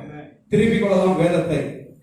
எபேசியர் 1வது அதிகாரம் 3 6வது வசனம் வரைக்கும் வாசிக்கலாம். எபேசியர் 1வது அதிகாரம் 3ஆம் வசனத்திலிருந்து 6ஆம் வசனம் வரைக்கும் வாசிக்கலாம். நம்முடைய கர்த்தராகிய இயேசு கிறிஸ்துவின் பிதாவாகிய தேவனுக்கு ஸ்தோத்திரம். அவர் கிறிஸ்துவுக்குள் உன்னதங்களிலே ஆவிக்குரிய சகல ஆசீர்வாதத்தினாலும் நம்மை ஆசீர்வதித்திருக்கிறார். தமக்கு முன்பாக நாம் அன்பில் பரிசுத்தம் உள்ளவர்களும் குற்றம் இல்லாதவர்களுமாய் இருப்பதற்கு அவர் உலக தோற்றத்திற்கு முன்னே கிறிஸ்துவுக்குள் நம்மை தெரிந்து கொண்டபடியே பிரியமானவருக்குள் தாம் நமக்கு தந்தருளின தம்முடைய கிருபையின் மகிமைக்கு புகழ்ச்சியாக தம்முடைய தயவுள்ள சித்தத்தின்படியே நம்மை இயேசு கிறிஸ்துவின் மூலமாய் தமக்கு சுவிகார புத்திரர் ஆகும்படி முன்குறித்திருக்கிறார். சுவிகார புத்திரர்கள் ஆகும்படி நம்மளை ஆண்டவர் முன்குறித்திருக்கிறார். கர்த்தருடைய நாமத்துக்கு மகிமை உண்டாகுவதாக. நாங்கள் 18 வாரமாய் மத பிரசங்கத்தை பார்த்து கொண்டு வந்தோம். அடுத்த வாரத்திலிருந்து மறுபடியுமாய் மத பிரசங்கத்தை பார்க்கலாம். ஆனால் இந்த வாரம் வந்து எபேசியர் எழுதிய நிருபம் 1வது அதிகாரம் 5வது வசனத்தை 6வது வசனத்தை நாங்கள் வாசிக்கிறோம். ஒரு மாசத்துக்கு முன்பாக நான் என்ன செய்தேன்? எபேசியர் 1வது அதிகாரம் 3வது வசனம் 4வது வசனம் போதித்திருக்கிறேன். எவ்வளவு பேருக்கு ஞாபகம் இருக்குது? ஆவிக்குரிய ஆசீர்வாதங்கள் என்று ஒரு பிரசங்கம் செய்தேன். எவ்வளவு பேருக்கு ஞாபகம் இருக்கா இல்லையா? கொஞ்சம் ரெஃப்ரெஷ் பண்ணலாமா அந்த ஆவிக்குரிய ஆசீர்வாதங்கள் என்ன என்று? இது எபேசியருக்கு இது சுவிசேஷம் நீங்கள் பார்த்தீர்கள் என்றால் அப்போஸ்தலனாகிய பவுல் வந்து எபேசிய சபைக்கு எழுதுகிற நிருபமாக இருக்கிறது. அப்ப இந்த சபை வந்து பார்த்தீர்கள் என்றால் ஆண்டவரால ஏற்படுத்தப்பட்ட சபையாக இருந்தது. அப்போஸ்தலனாகிய பவுல் வந்து அந்த சபைக்கு தலைவனாக இருந்து அந்த சபை ஜனங்களை ஆண்டவருடைய வழிகளிலே நடத்தினார். அது மட்டுமல்ல, தேவனுடைய வார்த்தை இந்த வார்த்தையை தெளிவாக சொல்லுகிறது. இந்த நிருபம் யாருக்காக எழுதப்பட்டது என்றால் இயேசு கிறிஸ்துவுக்குள்ளாக இருக்கிற நீதிமான்களுக்காக ஆண்டவர் எழுதிய நிருபமாக இருக்கிறது. அப்பொழுது இந்த வார்த்தையில பவுல் இப்படியாக சொல்லுகிறார், பிதாவாகிய தேவனுடைய நாமத்தை உயர்த்துகிறார். எதற்காக பிதாவினுடைய நாமத்தை உயர்த்துகிறார் என்றால், எதற்காக பிதாவினுடைய நாமத்தை ஆசீர்வதிக்கிறார் என்றால், இங்க வார்த்தை சொல்லுகிறது, பிதாவானவர் இயேசு கிறிஸ்துவுக்குள்ளாக சகல விதமான ஆசீர்வாதங்களை, உலகத்தின் ஆசீர்வாதங்கள் அல்ல, ஆவிக்குரிய ஆசீர்வாதங்களை ஆண்டவர் என்ன செய்திருக்கிறாரா? இயேசு கிறிஸ்துவுக்குள்ளாக வைத்திருக்கிறாரா. ஜனங்களுக்கு ஆசீர்வாதம் என்றால் போதும், கார் அவங்களுக்கு ஞாபகம் வந்துவிடும், வீடு ஞாபகம் வந்துவிடும், பங்களா ஞாபகம் வந்துவிடும், இன்னும் அநேக சுகபோகமான வாழ்க்கைகள் ஞாபகம் வந்துவிடும். ஆனா வார்த்தை வந்து இங்க தெளிவாக சொல்லுகிறது, ஆண்ட பிதாவானவர் நமக்காக இயேசு கிறிஸ்துவுக்குள்ளாக சகலவித ஆசீர்வாதங்களை நமக்காக வைத்திருக்கிறார், கொடுத்திருக்கிறார் என்று வார்த்தை சொல்லுகிறது. நானும் நீங்கள் கிறிஸ்தவர்களாய் இருந்தால் ஆண்டவர் நம்மளுக்கு ஆசீர்வாதங்களை கொடுத்து விட்டிருக்கிறார். இந்த ஆசீர்வாதங்கள் எங்க இருக்கிறது? இயேசு கிறிஸ்துவுக்குள்ளாக இருக்கிறது. அப்பொழுது அப்போஸ்தலனாகிய பவுல் பார்த்தீர்கள் என்றால் 3 விதமான ஆசீர்வாதங்களை குறித்து இங்க பேசுகிறார். முதலாவது ஆவிக்குரிய ஆசீர்வாதம் என்னவென்றால், ஆண்டவர் நம்மளை தெரிந்து கொண்டிருக்கிறார். For God has chosen us even before the foundations of the world. ஆண்டவர் இந்த உலக தோற்றத்துக்கு முன்பாகவே நானும் நீங்கள் ரட்சிப்பு அடைய வேண்டும் என்று ஆண்டவர் நம்மளை என்ன செய்திருக்கிறார்? முன் குறித்திருக்கிறார். ரட்சிப்புகின்ற ஆண்டவர் என்னையும் முன்னையும் தெரிந்து கொண்டிருக்கிறார். இன்றைக்கு நான் நீங்கள் இயேசு கிறிஸ்துவுக்குள்ளாக விசுவாசத்தை வைத்து சபைக்குள்ளாக இருக்கிறோம் என்றால் அது நம்முடைய கிரியை அல்ல, அது ஆண்டவருடைய கிரியையாக இருக்கிறது, அது ஆண்டவருடைய செயலாக இருக்கிறது. இரண்டாவது ஆவிக்குரிய ஆசீர்வாதம் என்னவென்றால் அது 7வது வசனத்திலிருந்து 11வது வசனம் வரைக்கும் இருக்கிறது. அது இயேசு கிறிஸ்து நமக்காக மீட்பை பெற்றுக் கொண்டிருக்கிறார். ஆண்டவர் நம்மளை என்ன செய்திருக்கிறாரா? பாவத்திலிருந்து நம்மளை மீட்டு இருக்கிறாரா. செகண்ட் ஆவிக்குரிய ஆசீர்வாதம் என்ன? ரெடம்ஷன், நம்மளுடைய மீட்பு. இந்த மீட்பு யாருக்குள்ளாக இருக்கிறது? இயேசு கிறிஸ்துவுக்குள்ளாக இருக்கிறது. இயேசு கிறிஸ்து எதற்காக இந்த உலகத்துல பிறந்தார்?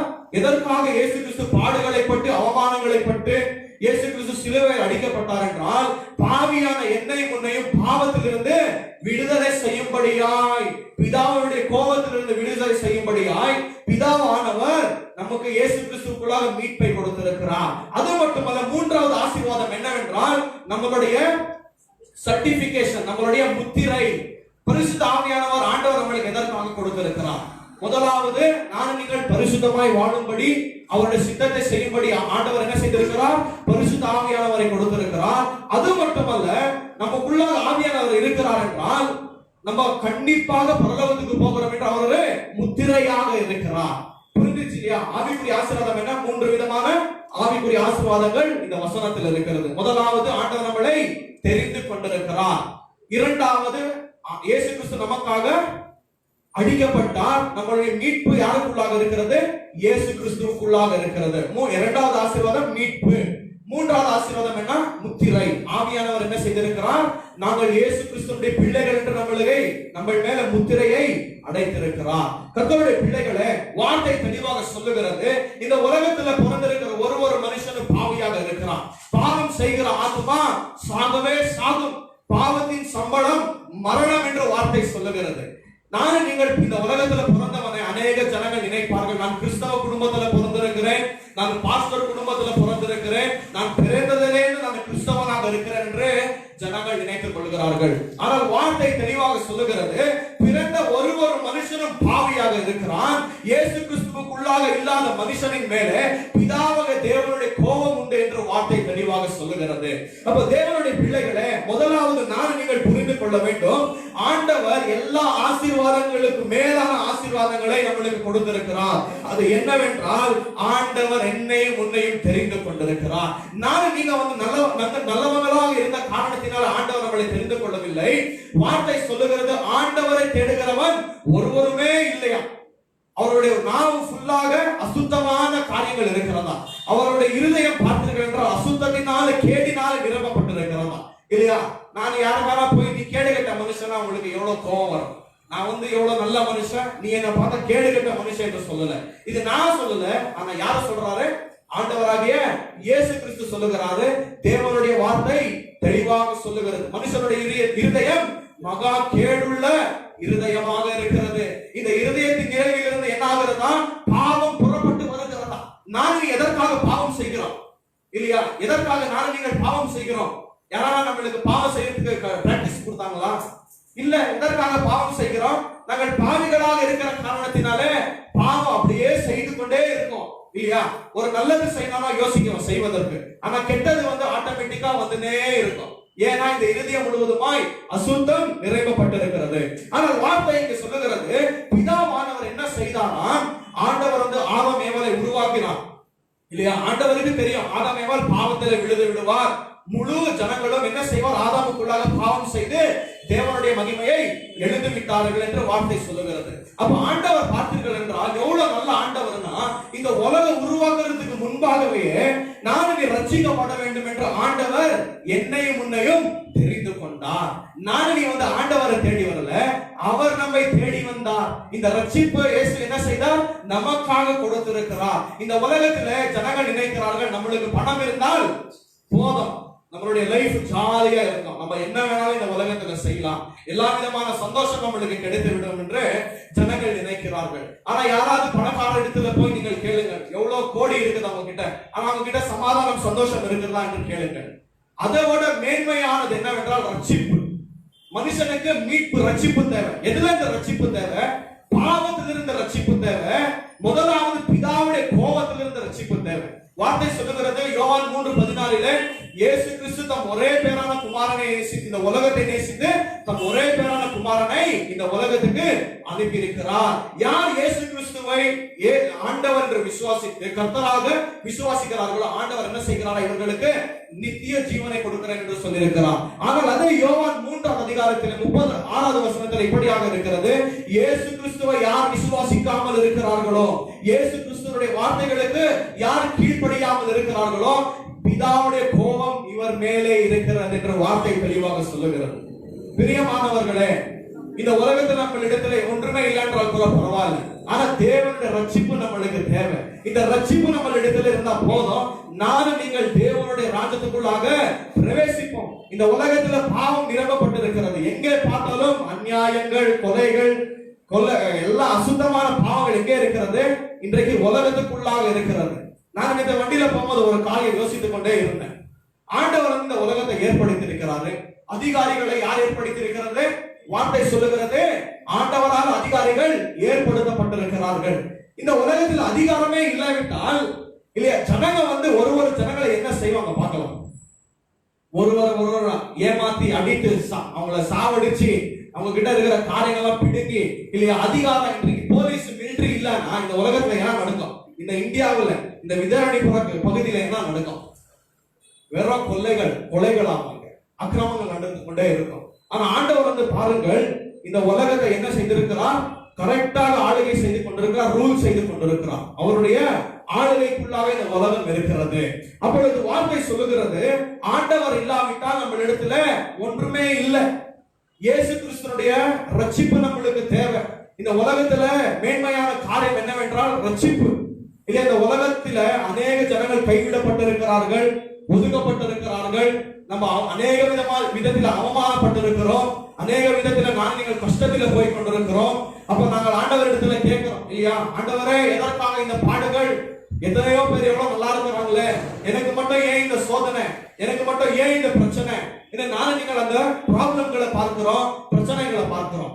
ஆனால் அந்த ஜனங்கள் இடத்துல இல்லாத காரணம் நம்ம இடத்துல ஒன்று இருக்கிறது.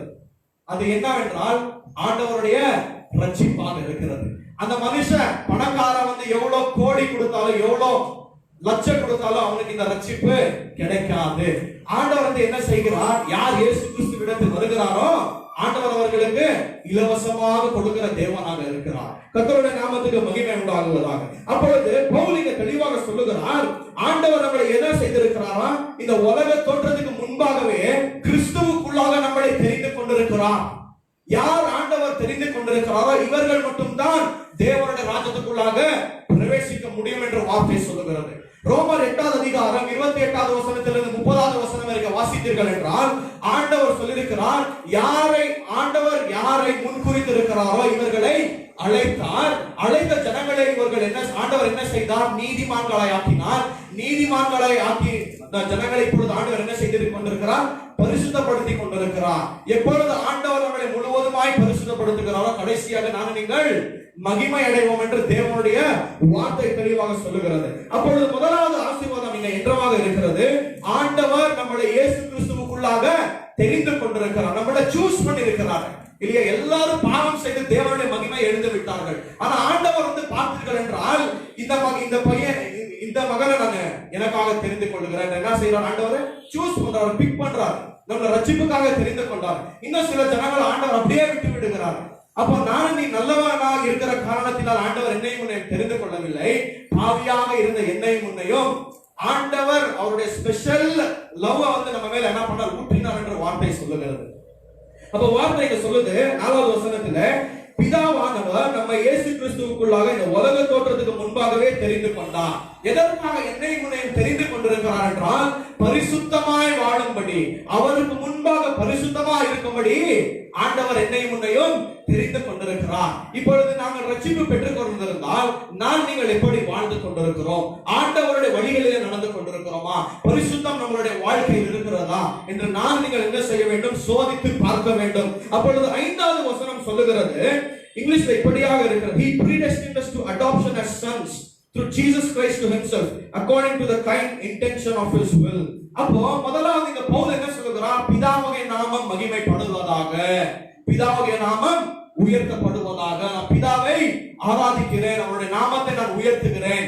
எதற்காக பவுல் இங்க அப்படியாக பேசுகிறார்? ஒரு ரட்சிப்பு பெற்ற கிறிஸ்தவன் எதற்காக ஆண்டவருடைய நாமத்தை மகிமைப்படுத்த வேண்டும் என்றால், எதற்கென்றால் ஆண்டவர் நம்மளை தெரிந்து கொண்டிருக்கிறார், ரட்சிப்புக்கென்று தெரிந்து கொண்டிருக்கிறார். எத்தனை பேர் ஒரு நாளும் ஆண்டவரே இந்த ரட்சிப்பை கொடுத்திருக்கிறீரே அதற்காக நன்றி என்று ஜெபிக்கிறோம்?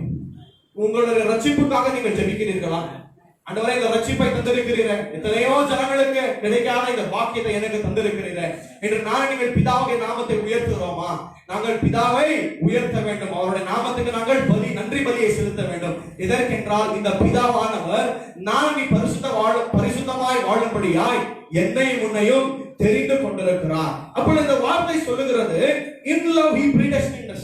ஆண்டவர் எப்படி நம்மளை முன்குறித்தாரா ரட்சிப்புக்கென்று? அவருடைய அன்பின் நிமித்தம். இன்னும் அநேக ஜனங்கள் நினைத்துக் கொண்டிருக்கிறார்கள், அநேக சபைக்குள்ள கிறிஸ்தவர்கள் நினைத்துக் கொண்டிருக்கிறார்கள், ஐயோ நான் நல்ல மனுஷன், என்னுடைய இருதயத்தில நல்ல காரியங்கள் இருக்கிறது, அதற்காக ஆண்டவர் என்னை தெரிந்து கொண்டார். நான் எத்தனையோ ஜனங்களை பார்த்திருக்கிறேன், அவங்க சொல்லுவதெல்லாம் இவ்வளவுதான்.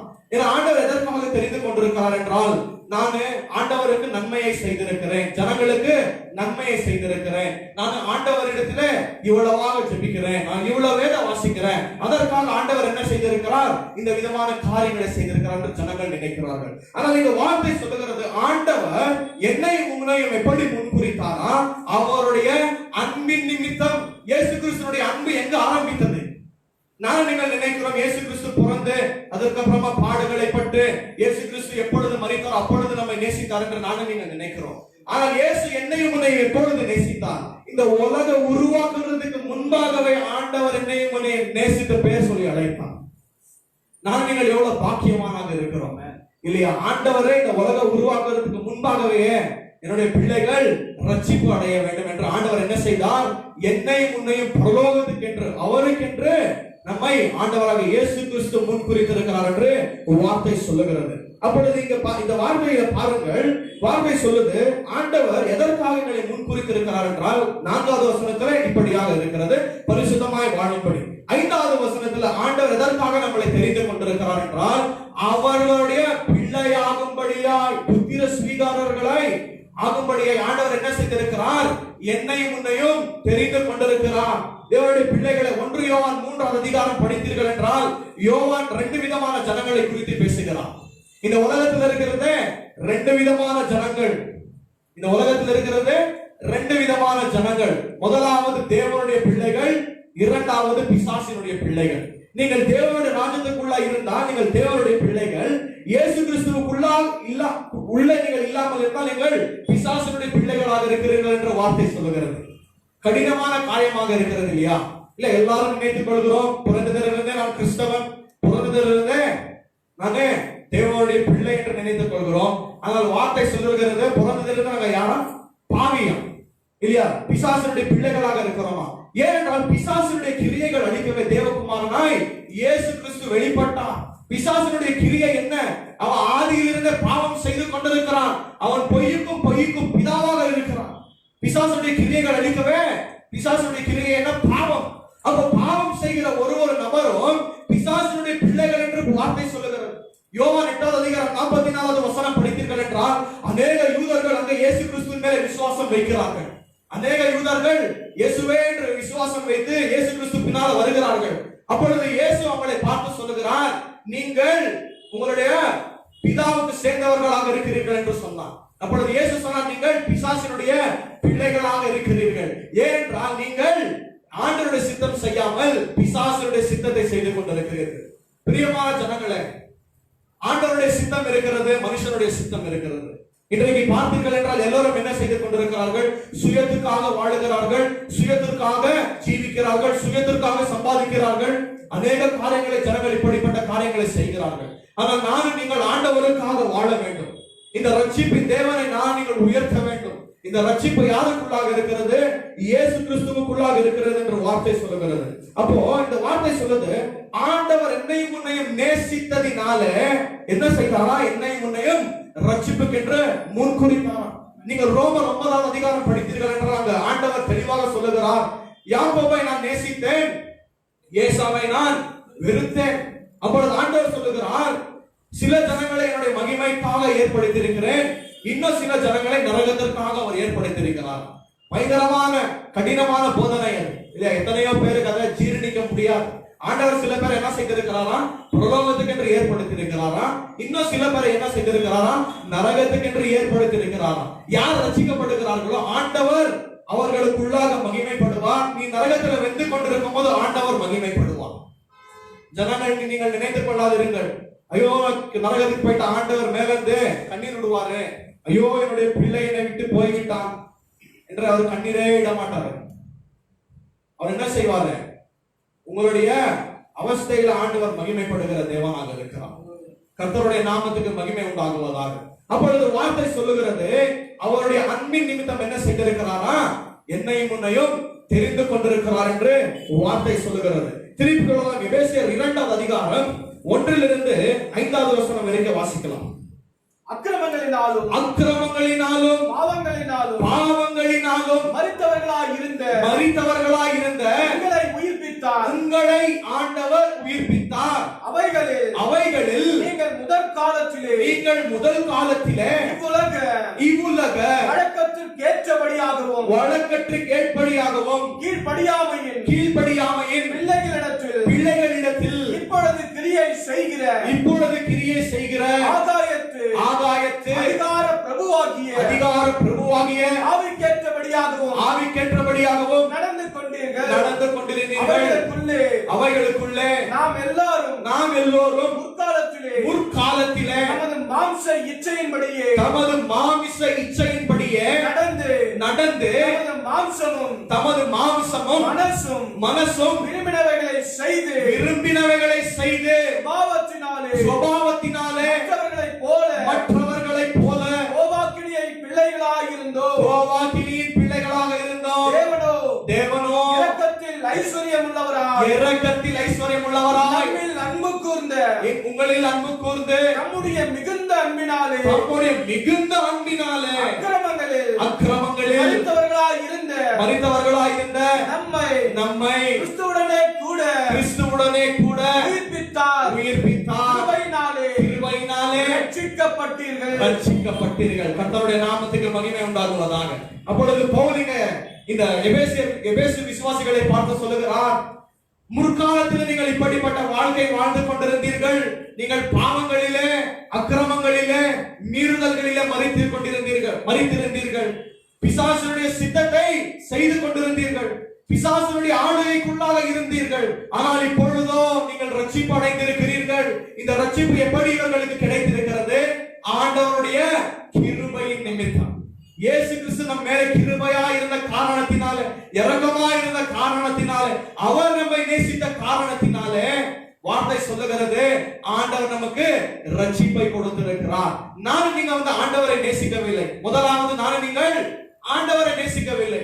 ஆண்டவர் என்னை உன்னை நேசிக்கிறேன் என்று என்ன செய்தார்? தம் ஒரே பேரான குமாரனை இந்த உலகத்துக்கு அனுப்பி எங்களுக்காக இயேசு கிறிஸ்து சிலுவையில பலியானார் என்று வார்த்தை சொல்லுகிறது. அப்பொழுது இந்த எபேசியர் 2வது அதிகாரத்தில் பாருங்கள், எங்களுக்கு பிடித்த காரியங்களை, நம்மளுடைய மாமிசத்தின் காரியங்களை இல்லையா, நம்மளுடைய மனசு என்ன சொல்லுகிறதோ நம்ம அதை செய்கிறோம். நம்மளுடைய மாமிசம் என்ன சொல்லுகிறதோ அதை நாங்கள் செய்து கொண்டிருக்கிறோம். ஆனால் வார்த்தை சொல்லுகிறது, அப்படிப்பட்ட காரியங்களில் இருந்து ஆண்டவர் நம்மளுக்கு என்ன தருகிறார் என்றால் விடுதலை தருகிற தேவனாக இருக்கிறார்.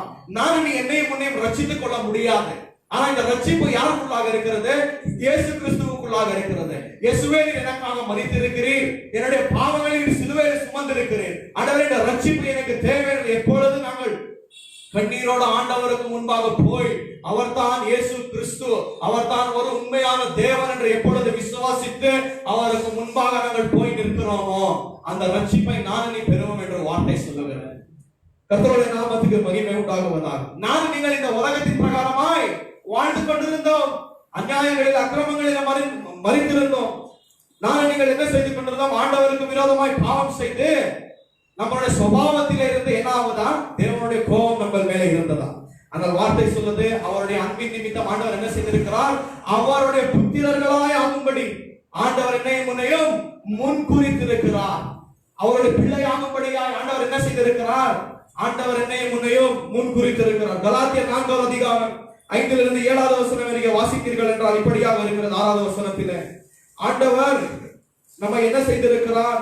நம்மளை மீட்படைய செய்து அவருடைய புத்திர ஸ்வீகாரம் பெற்றுக்கொள்ளும்படியாய் ஆண்டவர் என்னையும் முன்னையும் அழைத்திருக்கிறார்.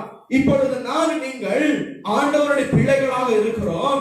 ஆண்டவர் என்ன செய்திருக்கிறார்? தம்முடைய குமாரனுடைய ஆவியை நமக்குள்ளாக வைத்திருக்கிறார். இப்பொழுது நாங்கள் எப்படி ஆண்டவரை கூப்பிடுகிறோம்? அப்பா பிதாவே என்று என்ன செய்கிறோமா? நாங்கள் ஆண்டவரை கூப்பிடுகிறோம் என்று வார்த்தை தெளிவாக சொல்லுகிறது. அப்பா பிதாவே என்று என்ன செய்கிறோமா? ஆண்டவரை கூப்பிடுகிறோம் என்று வார்த்தை தெளிவாக சொல்லுகிறது. இந்த உலகத்தில் இருக்கிற ஜனங்கள் எல்லாம் ஆண்டவரை அப்பா என்று கூப்பிட முடியாது. ஆனால் நான் நீங்கள் ஆண்டவரை அப்பா என்று கூப்பிடுகிறோம், அப்பா என்று அழைக்கிறோம் இல்லையா? ஆண்டவராக இயேசு கிறிஸ்து நம்மளுக்கு கற்றுக் கொடுத்த ஜெபத்துல முதலாவது என்ன செய்கிறோம்? பரலோகத்தில் இருக்கும் எங்கள் பிதாவே, பரலோகத்தில் இருக்கிற எங்கள் பிதாவே, எங்களுடைய அப்பாவே என்று நம்ம ஜெபிக்கிறோம் இல்லையா? ஒரு அப்பா கிட்ட தான் நம்ம என்ன செய்வோம்? உரிமையா போய் காரியங்களை கேட்போம் இல்லையா? ரோட்ல இருக்கிறவங்க கிட்ட நான் போய் எனக்கு அது வாங்கி கொடு, இது வாங்கி கொடுன்னு கேட்க முடியுமா? முடியாது. ஆனா ஒரு அப்பா கிட்ட போய் ஒரு பிள்ளை என்ன பண்ணலாம்? அதிகாரத்தோட அப்பா எனக்கு இது வேணும், இது எனக்கு வாங்கி கொடுத்தாங்கன்னா என்ன பண்ணிடுவார்? அப்பா வாங்கி கொடுத்துருவார். அப்ப வார்த்தை சொல்லுகிறது, ஆண்டவரால் தெரிந்து கொள்ளப்பட்ட ஜனங்கள் மட்டும் தான் அவருடைய பிள்ளைகளாகும்படி புத்திர ஸ்வீகாரம் பெற்றுக் கொள்ளும்படியாய் ஆண்டவர் என்னையும் முன்னையும் முன் குறித்திருக்கிறார் என்று வார்த்தை சொல்லுகிறது. இப்போ அந்த நாட்களில் ரோமர் ராஜ்யம் இருந்தது. அந்த ரோமர் ராஜ்யத்தில் நீங்க பார்த்தீர்கள் என்றால் அவர்களுக்கு ஒரு மனுஷனுக்கு வாரிசுதார் இல்லாவிட்டால் என்ன செய்வார்கள் என்றால் இவர்கள் ஒரு பிள்ளை என்ன செய்வார்? வேற ஃபேமிலில இருந்து அடாப்ட் செய்து கொள்ளலாம். அடாப்ட் செய்து கொண்டு என்ன செய்வார்கள் என்றால் இப்ப இவன் அந்த ஃபேமிலி லீனியேஜ் என்ன பண்ணோம்? கண்டினியூ பண்ணினே போனோம் இல்லையா? அப்ப இவங்க என்ன செய்வார்கள் என்றால் ஒரு பிள்ளையை தத்தெடுத்து அந்த பிள்ளைக்கு என்ன செய்வாங்க? எல்லா அதிகாரத்தை கொடுப்பாங்க இல்லையா? அப்பாவுடைய சொத்தையெல்லாம் யாருக்கு போகுது? பிள்ளைக்கு போகுது. அப்பாவுடைய ஆசீர்வாதம் யாருக்கு போகுது? பிள்ளைக்கு போகுது. அப்பாவுடைய அதிகாரம் யாருக்கு போகுது? பிள்ளைக்கு போகுது. அப்போ ஆண்டவர் சொல்லுகிறார், நானும் நீ ஆண்டவருடைய பிள்ளைகளாக இருக்கிறோம். இயேசு கிறிஸ்துவோடையது என்னவாக இருக்கிறதோ இயேசு கிறிஸ்துவோடைய காரியங்கள் எல்லாம் நமது என்று ஆண்டவர் தெளிவாக சொல்லுகிறார். பிதாவானவர் என்ன செய்தாரா? இயேசு கிறிஸ்துவே நம்முடைய ஒரே பேரான குமாரனை கொடுத்திருக்கிறார். இதோட நம்மளுக்கு ஆண்டவர் எல்லாம் கொடுப்பார் என்று வார்த்தை தெளிவாக சொல்லுகிறது. அப்ப இயேசு கிறிஸ்துவை நீங்கள் பெற்றுக் கொண்டிருக்கிறோம். ஆண்டவர் நம்மளுடைய அப்பாவாக இருக்கிறார். இப்பொழுது நீங்கள் ஒரு புதிய ஃபேமிலிக்குள்ளாக இருக்கிறோம். நீ இன்னைக்கு புதிய ஃபேமிலிக்குள்ளாக இருக்கிறோம். இது அநேக ஜனங்கள் பார்க்கிறோம் இன்னைக்கு. ஐயோ எனக்கு யாருமே இல்லை, நான் ஒரு அனாதை, எனக்கு என்ன ஜனங்கள் புறக்கணிக்கிறார்கள், என்னை தள்ளிவிட்டு இருக்கிறார்கள். கவலைப்படாதிருங்கள், ஆண்டவர் நம்மளை பார்த்து சொல்லி இருக்கிறார், நான் உங்களை இந்த உலகத்தில என்னவா விட மாட்டேன், திக்கற்றவர்களாய் நான் உங்களை விடமாட்டேன். என்னுடைய ஆவியை நான் அனுப்புகிறேன். ஆவியானவர் நம்மளுக்குள்ளாக இருக்கிறார். பிதாவாக தேவன் நம்மளுக்குள்ளாக இருக்கிறார். குமாரனாகிய இயேசு கிறிஸ்து நம்மளுக்குள்ளாக இருக்கிறார். நாங்கள் இந்த உலகத்தில் அனாதைகள் அல்ல. நம்மளுக்கு ஒரு பெரிய ஃபேமிலியே இருக்குது. ஒரு ஹெவன்லி ஃபேமிலியே நமக்கு இருக்கிறது. இல்ல சபைக்கு வரவர்கள் எல்லாம் ஒரு ஃபேமிலி. இங்க நம்ம எல்லாம் ஒரு குடும்பம் என்ற வார்த்தை சொல்லுகிறது. நம்ம வேற வேற குடும்பத்திலிருந்து வரலாம். ஆனா ஆண்டவருடைய கண்களே நாங்கள் ஒரே குடும்பமாக இருக்கிறோம். ஏனென்றால் நாங்கள் ஆண்டவருடைய ரத்தத்தினாலே கழுவப்பட்டிருக்கிறோம். ஆண்டவரால் நீங்கள் தெரிந்து கொள்ளப்பட்டிருக்கிறோம் என்ற வார்த்தை சொல்லுகிறது. அப்போ இயேசு கிறிஸ்து இந்த அடாப்ஷனை எப்படி செய்தார் என்றால் அவருடைய மரணத்தின் மூலியமா. இயேசு கிறிஸ்து என்னையும் முன்னையும் புத்திரராக எப்படி தெரிந்து கொண்டிருக்கிறார்? அவருடைய மரணத்தின் மூலியமா. இயேசு கிறிஸ்து பார்த்தீர்கள் என்றால் அவர் 100% மனுஷனாக இருக்கிறார், 100% ஆண்டவராக இருக்கிறார். இந்த ஆண்டவர் என்ன செய்தார்? மனுஷர் உடலை எடுத்துக்கொண்டு பாவிகளுக்காக மரிக்க வேண்டும், பாவிகளை பாவத்திலிருந்து ரட்சிக்க வேண்டும் என்று இயேசு கிறிஸ்து இந்த உலகத்தில ஒரு மனுஷனாக பிறந்தார். அவர் 100% ஆண்டவராக இருந்தார், 100% மனுஷனாக இருந்தார். அப்பொழுது இந்த இயேசு கிறிஸ்து பிதாவுடைய சித்தத்தை நிறைவேற்றி பிதாவுடைய வார்த்தைகளுக்கு எல்லாம் கீழ்ப்படிந்து ஆண்டவருடைய வார்த்தைகளுக்கு செவி கொடுத்து நீங்க என்னென்ன கட்டளைகளை உடைத்து இருக்கிறோமோ இயேசு கிறிஸ்து அந்த கட்டளைகளை எல்லாவற்றையும் நிறைவேற்றி கொண்டே வந்தார். அப்ப இந்த இயேசு கிறிஸ்து பார்த்தீர்கள் என்றால் அவர் ஆண்டவராக இருந்தார். அவர் அநேக விதமான அற்புதங்களை அடையாளங்களை செய்தார். வார்த்தை சொல்லுகிறது அவர் அநேக விதமான அற்புதங்களை அடையாளங்களை செய்து சுற்றி திரிகிறவராய் காணப்பட்டார். இது இயேசு கிறிஸ்து மரித்த மனுஷனை எழுப்பினார். இதுவரைக்கும் யாராவது மரித்த மனுஷனை எழுப்பி இருக்கிறாங்களா? யாராவது நேச்சரை கண்ட்ரோல் பண்ண முடியுமா? யாராவது நேச்சரை கண்ட்ரோல் பண்ண முடியுமா? இயேசு கிறிஸ்து சீயை கண்ட்ரோல் பண்ற ஒரு வார்த்தையினால தண்ணி என்னாவது அமைதியாகி விடுகிறது இல்லையா? முடவனுக்கு காலை கொடுக்கிறார், கை இல்லாதவனுக்கு கையை கொடுக்கிறார், பார்வை இல்லாதவனுக்கு பார்வையை கொடுக்கிறார், பேச முடியாதவனுக்கு பேச செய்கிறார், காது கேட்காதவனுக்கு காது கேட்க செய்கிறார். அவர் யார் என்று காண்பித்துக் கொண்டிருந்தார்? நான் தான் கர்த்தர், நான் தான் கிறிஸ்து என்று காண்பித்துக் கொண்டிருந்தார். அநேக விதத்தில் அநேக ஜனங்கள் பாடுகள் பட்டுக் கொண்டிருந்தார்கள். இயேசு கிறிஸ்து அவர்களை முழுவதுமாய் விடுதலை ஆக்கினார். அது மட்டுமல்ல, கடைசியாக இஸ்ரேல் ஜனங்கள் எல்லோரும் இயேசு கிறிஸ்துவுக்கு விரோதமாய் எழுப்பி நிற்கிறார்கள். இவன் ஆண்டவரால வந்தவன் அல்ல, இவன் மோசேயுடைய பிரமாணங்களை உடைக்கிறவனாக இருக்கிறான், இவனை நாங்கள் சாகடிக்க வேண்டும், இயேசு கிறிஸ்துவை சாகடிக்கிறார்கள். ஆனால் அதுக்கு முன்பாகவே வார்த்தையில ஆண்டவர் மரியாளுக்கு சொல்லியிருந்தார், இந்த இயேசு என்னுடைய ஜனங்களுக்காக மரிக்க போகிறார். இயேசு எதற்காக இந்த உலகத்துக்கு வந்தார்? எனக்காக உனக்காக மரிப்பதற்காக இந்த உலகத்துக்கு வந்தார். அவருடைய மரணத்தின் மூலமாய் என்னுடைய பாவத்தை, உன்னுடைய பாவத்தை சிலுவையில இயேசு கிறிஸ்து சுமந்தார். இப்பொழுது எப்பொழுது நாங்கள் இயேசு கிறிஸ்துவுக்கு முன்பாக போய், இயேசுவே என்னுடைய பாவங்களை மன்னியும், நீர் தான் என்னுடைய தேவன், என்னுடைய பாவங்களை நீர் சிலுவையில சுமந்திருக்கிறீர், இயேசுவே எனக்கு பாவத்திலிருந்து விடுதலை தேவை. ஒரு மனுஷனால ஒரு மனுஷன் விடுதலை செய்து கொள்ள முடியாது. நம்ம எவ்வளவு பிரயாசப்படலாம், எவ்வளவு காரியங்கள் செய்யலாம், ஆனா எங்களை மாற்றிக்கொள்ள முடியாது. ஆனா நம்மளை மாற்றினவர் ஒருவர் தான், அவர் ஆண்டவராக இயேசு கிறிஸ்து. இந்த இயேசு கிறிஸ்து பார்த்தீர்கள் என்றால் சிலுவையில் அடிக்கப்பட்டார். நான் இந்த நரகத்துக்கு போக வேண்டும், நித்தியமாக நரகம் இருக்கிறது, அந்த பயங்கரமான இடத்துக்கு நான் நீ போகக்கூடாது என்று இயேசு என்ன செய்திருக்கிறார்? எனக்காக உனக்காக அவருடைய ஜீவனையை சிலுவையில கொடுத்தார். எனக்காக உனக்காக இயேசு கிறிஸ்து முள்முடியை சுமந்தார், பாடுகளை பட்டார். பிதாவிடத்திலிருந்து இந்த உலகத்தில் தோற்றத்துக்கு முன்பாகவே வார்த்தை சொல்லுகிறது, பிதாவானவர் தம்முடைய குமாரனை நேசித்துக் கொண்டே இருந்தார். நித்திய அன்பு அவர்களுக்குள்ளாக இருந்தது. ஆனால் எப்பொழுது இயேசு கிறிஸ்து சிலுவைக்கு வந்து அடிக்கப்படுகிறாரோ அங்க என்ன ஆகிறது என்றால், இயேசு கிறிஸ்து அழுகிறார், என் பிதாவே என் பிதாவை ஏனெனை கைவிட்டீர் என்று இயேசு கிறிஸ்து அழுகிறார். எதற்காக இயேசு கிறிஸ்து அப்படி சொல்லுகிறார் என்றால், என்னுடைய பாவத்தின் நிமித்தம், உன்னுடைய பாவத்தின் நிமித்தம் இயேசு கிறிஸ்து பிதாவும் சில நேரத்துக்கு தூரமாக இருந்தார்கள்.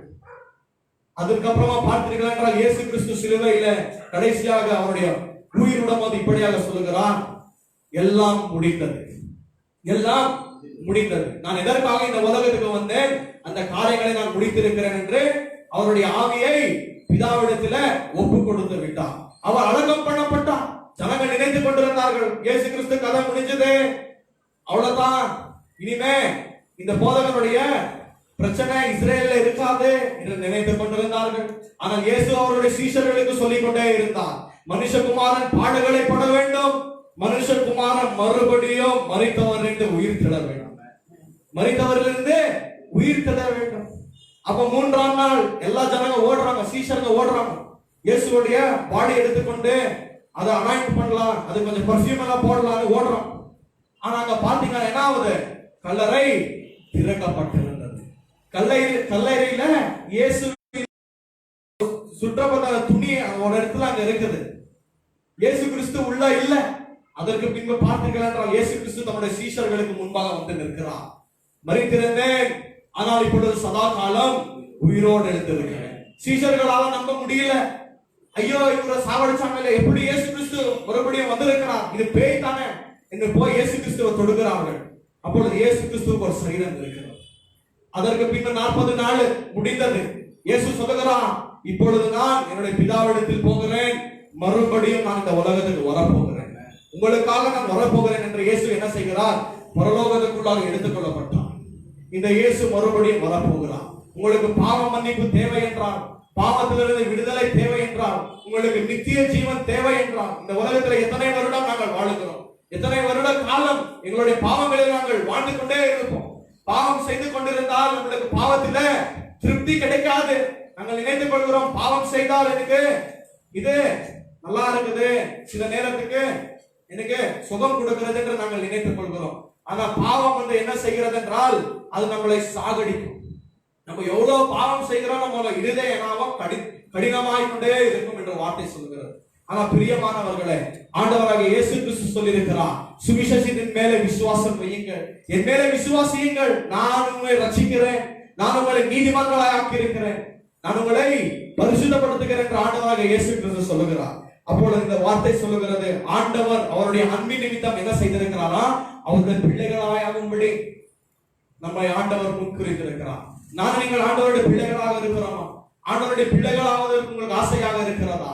இயேசு கிறிஸ்துவிடத்தில் வாருங்கள். இந்த ரட்சிப்பு இயேசு கிறிஸ்துவுக்குள்ளாக இருக்கிறது. அது மட்டுமல்ல, 6வது வசனம் இப்படியாக சொல்லுகிறது, அவர் எதற்காக இந்த ரட்சிப்பை நம்மளுக்கு கொடுத்திருக்கிறார் என்றால், அவருடைய நாமத்துக்கு மகிமைப்படும்படியாய், அவருடைய நாமத்தை நாம் நீங்கள் உயர்த்தும்படியாய் ஆண்டவர் இந்த ரட்சிப்பை நம்மளுக்கு கொடுத்திருக்கிறார் என்று வார்த்தை சொல்லுகிறது. எதற்காக ஆண்டவர் நம்மளை முன்குறித்தார்? அவருடைய நாம மகிமைப்படுத்தும்படியா, அவருடைய நாமத்தை நாம் நீங்கள் பிரஸ்தாபப்படுத்தும்படியா. ஒரு நாளும் நீங்கள் என்ன செய்ய வேண்டும்? ஆண்டவரே, இந்த ரட்சிப்பிற்காக நன்றி. என்னுடைய பாவத்திலிருந்து ரட்சித்திருக்கிறீர்கள், என்னுடைய சுயத்திலிருந்து மாமிசத்திலிருந்து ரட்சித்திருக்கிறீர்கள், பிதாவுடைய கோபத்திலிருந்து என்னை ரட்சித்திருக்கிறீர்கள், இந்த உலகத்திலிருந்து நீ என்னை ரட்சித்திருக்கிறீர்கள். ஆண்டவரே, சத்ருவின் கிரியை, பிசாசின் கிரியையிலிருந்து என்னை ரட்சித்திருக்கிறேன். ஆண்டவரே, நீ ரட்சிப்பு தேவனாக இருக்கிறீர். எத்தனையோ ஜனங்களுக்கு இந்த ரட்சிப்பு இல்லை. எத்தனையோ ஜனங்கள் கடைசியாக நரகத்தில் அழுது கொண்டிருப்பார்கள். ஐயோ, அந்த நாள் ஊழியக்காரர் சொன்னாரே, ஐயோ இயேசுதான் வழி, இயேசுதான் சத்தியம், இயேசுதான் ஜீவன் என்று ஜனங்கள் சொன்னாங்களே, நான் விசுவாசிக்கவில்லையே. ஆண்டவர் இப்பொழுது நம்மளுக்கு அந்த நேரத்தை கொடுத்திருக்கிறார். இப்பொழுது கிருபை வாசல் திறக்கப்பட்டிருக்கிறது. ஆனால் ஒரு நாள் அந்த கிருபை வாசல் மூடப்படும். அந்த வாசல் மூடுவதற்கு முன்பாக நான் நீங்கள் இயேசு கிறிஸ்துவிடத்தில் வர வேண்டும். இயேசு சொல்லுகிறார், எல்லோரும் என்னிடத்தில் வாருங்கள், நான் உங்களுக்கு இளைப்பாறுதல் தருகிறேன். பாவத்தில் இருந்தால் இளைப்பாறுதல் தருவார். என்னிடத்தில் வருகிறவனை நான் புறம்பாய் தள்ளேன், அவரை நான் வெறும் கையில தள்ள மாட்டேன் என்று ஆண்டவர் நம்மளை பார்த்து சொல்லுகிறார். இயேசு கிறிஸ்துவிடத்தில் எல்லோரும் வாருங்கள். அது மட்டுமல்ல, அவருடைய நாமம் மகிமைப்படுத்தும்படியாய் பாவத்தில் மரித்திருந்த என்னை முன்னையும் ஆண்டவர் என்ன செய்திருக்கிறார்? இயேசு கிறிஸ்துவுடனே உயிர்ப்பித்து, நான் நீங்கள் சத்ருவின் ராஜ்யத்துக்குள்ளாக இருந்தோம், பிசாசுடைய ராஜ்யத்துக்குள்ளாக இருந்தோம். ஆனால் இப்பொழுது ஆண்டவர் நம்மளை என்ன செய்திருக்கிறார்? தம்முடைய குமாரனுடைய ராஜ்யத்துக்கு நம்மளை அழைத்திருக்கிறார் என்று வார்த்தை சொல்லுகிறது. தேவனுடைய பிள்ளைகளை, ஆண்டவர் என்னை முன்னே நேசித்த காரணத்தினாலே தான் இயேசு கிறிஸ்துவை அனுப்பினார். அன்பு என்னவென்று பார்க்க வேண்டுமா? அநேக ஜனங்கள் அன்பிற்காக இயங்குகிறீர்கள். ஐயோ, என்ன அப்பா அம்மா நேசிக்க மாட்டேன்றாங்களே, என்னுடைய பொண்டாட்டி என்ன நேசிக்க மாட்டேங்குது, என்னுடைய புருஷன் என்ன நேசிக்க மாட்டேன்றாங்க, என்னுடைய ஃப்ரெண்ட்ஸ் என்ன நேசிக்க மாட்டேன்றாங்களே என்று அநேக ஜனங்கள் என்ன செய்கிறோம்? அன்பிற்காக ஏழுகிறோம். இந்த உலகத்தின் அன்பு மாயை, இந்த உலகத்தின் அன்பு மாயை என்ற வார்த்தை சொல்லுகிறது. இந்த உலகத்தின் அன்பு சுயத்திற்காக ஜனங்கள் நேசிப்பார்கள். அவர்களுக்கு ஏதாவது ஒரு காரியம் ஆக வேண்டும் என்றால் என்ன செய்வார்கள்? நம்மளை நேசிப்பார்கள். நம்மளிடத்துல பணம் இருக்கிற வரைக்கும் ஜனங்கள் ஓடி வருவார்கள். நம்மளிடத்துல ஒன்றுமே இல்லாவிட்டால் யாருமே வரமாட்டாங்க, இல்லையா? இதுதான் உலகம். உலகம் சுயத்திற்காக வாழ்ந்து கொண்டிருக்கிறது. நம்மளுக்கு கஷ்டமான சமயத்துல யாரும் வரமாட்டாங்க உதவிக்காக.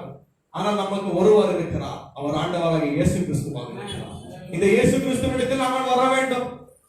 அன்பு என்னவென்று பார்க்க வேண்டுமா? சிலுவையை நோக்கி பாருங்கள். அவர் உங்களுக்காக அடிக்கப்பட்டார், அவர் உங்களுக்காக முள்முடியை சுமந்தார், உங்களுக்காக அநேக விதமான பாடுகளை பட்டார். அந்த அன்பை நான் நீங்கள் பார்க்க வேண்டும், அந்த அன்பை நான் நீங்கள் ருசி பார்க்க வேண்டும். அந்த சிலுவையிலே நம்மளுக்கு மீட்பு உண்டு, அந்த சிலுவையின் நிமித்தம் நம்மளுக்கு ரட்சிப்பு உண்டு. இயேசு தான் வழி, இயேசு தான் சத்தியம், இயேசு கிறிஸ்து தான் ஜீவன். அவர் ஜீவன் கொடுக்கிற தேவனாக இருக்கிறார். அந்த ஜீவனை நான் நீங்கள் பெற்றுக்கொள்ள வேண்டும் என்ற வார்த்தை தெளிவாக சொல்லுகிறது. அப்போ இந்த வார்த்தையில பார்த்தீர்கள் என்றால், பவுல் ஆண்டவருடைய நாமத்தை எதற்காக உயர்த்துகிறார் என்றால், ஆண்டவர் நம்மை ரட்சிப்புக்கு என்று முன்குறித்திருக்கிறார். அவருடைய ராஜ்யத்துக்குள்ளாக பிரவேசிக்க வேண்டும் என்று ஆண்டவர் நம்மளை முன்குறித்திருக்கிறார் என்று பவுல் இங்கே தெளிவாக சொல்லுகிறார். அது மட்டுமல்ல, அநேக அந்நிய ஜனங்கள் இந்த உலகத்துல பார்க்கலாம். அந்நிய ஜனங்கள் எதற்காக அநேக தேவர்களை போய் ஆராதிக்கிறார்கள் என்றால், ஃபார் எக்ஸாம்பிள் பார்த்தீர்கள் என்றால், ஐயோ என்னுடைய குலதெய்வத்தை நான் ஆராதிக்காவிட்டால் என்னுடைய குடும்பத்துல ஒரு சாக விழுந்து விடும், எனக்கு எதானா குடும்பத்துல ஒரு கெடுதல் நடந்து விடும் இந்த ஜனங்கள் என்ன செய்வார்கள்? போய் அந்த விக்கிரகத்துக்கு முன்பாக வணங்குவார்கள், இல்லையா? இது எதானா செய்து விடும், இது எதானா நம்மளுக்கு பிரச்சனைகளுக்கு போய் வணங்குவார்கள். அது மட்டுமல்ல, இன்னொரு காரியங்களுக்கு என்ன பண்ணுவாங்க செய்வாங்க? கோயில்களுக்கு எதுக்காக ஜனங்க போவாங்க, இல்லையா? ஆண்டவரே எனக்கு அதை செய்யும் இதை செய்யும், குடும்பம் நல்லா இருக்கணும், அது நல்லா இருக்கணும், எனக்கு இன்னும் பணம் வரணும், எனக்கு ஒரு கார் கூட, எனக்கு பங்களா கூட, ஏன்னா ஜனங்களுக்கு எதனா ஒரு வேலை ஆகணும். அதுக்கு தான் என்ன பண்றாங்க? கோயிலுக்கு ஓடுறான், இல்லையா? கோயிலுக்கு ஜனங்க எதுக்கு ஓடுறாங்க? இதெல்லாம் நல்லதாகணும். ஆனா நானும் நீங்க சபைக்கு எதுக்காக வரோம்? ஆண்டவர் நன்மை செய்கிறார், ஆண்டவர் காசு பணம் கொடுக்கிறாரு சபைக்கு வரோமா?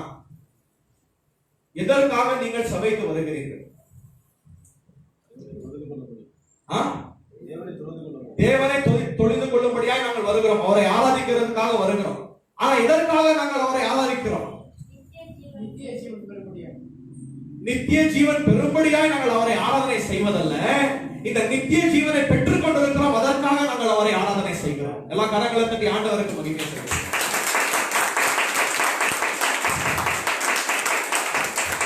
புரியுதா? நாங்கள் ஆராதனை செய்து பரலோக ராஜ்யத்தை பெற்றுக் கொள்வதல்ல, அது கிரியை ஆகி விடுகிறது இல்லையா?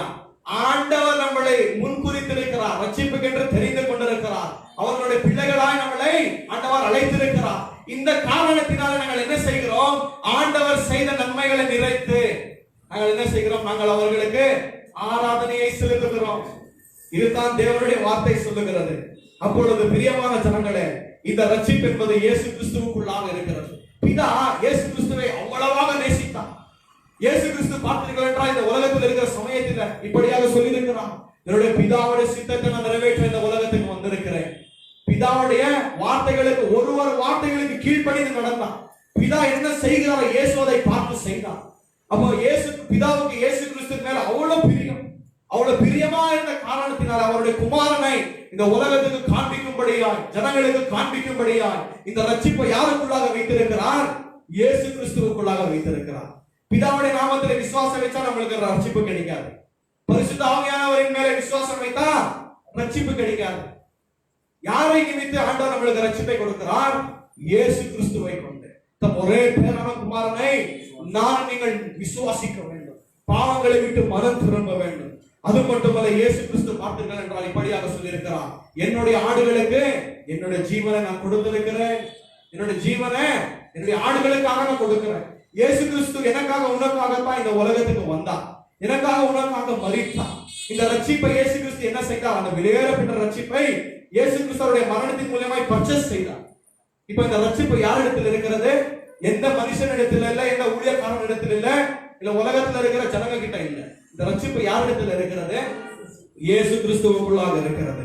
அப்போ இயேசு கிறிஸ்து, பிதாவானவர் இயேசு கிறிஸ்துவை அவ்வளவாய் நேசித்து, இயேசு கிறிஸ்து எப்பொழுது ஞானஸ்தானம் பெற்றுக் கொண்டாரோ அப்பொழுது பரலோகத்திலிருந்து ஒரு சத்தம் வருகிறது, இவனை நேசகுமாரன், இவனுக்குள்ளாக நான் பிரியமாக இருக்கிறேன். அப்பொழுது மத்தேயு 17ஆம் அதிகாரம், இயேசு கிறிஸ்து எப்பொழுது ஒரு 3 சீஷர்களை கூட்டிக் கொண்டு மலைக்கு போறாரோ அங்க பேதுரு உளறி கொண்டிருக்கிறான். அப்பொழுது பிதாவுடைய சத்தம் கேட்கிறது, பேதுருவே, இவனை நேசகுமாரன், இவருடைய வார்த்தைகளுக்கு செவி கொடு என்று ஆண்டவர் பேசுகிறார். இயேசு கிறிஸ்து பிதாவுக்கு பிரியமானவராய் இருந்தார். எதற்கென்றால் இயேசு கிறிஸ்துடைய வாழ்க்கையில கீழ்ப்படிதல் இருந்தது.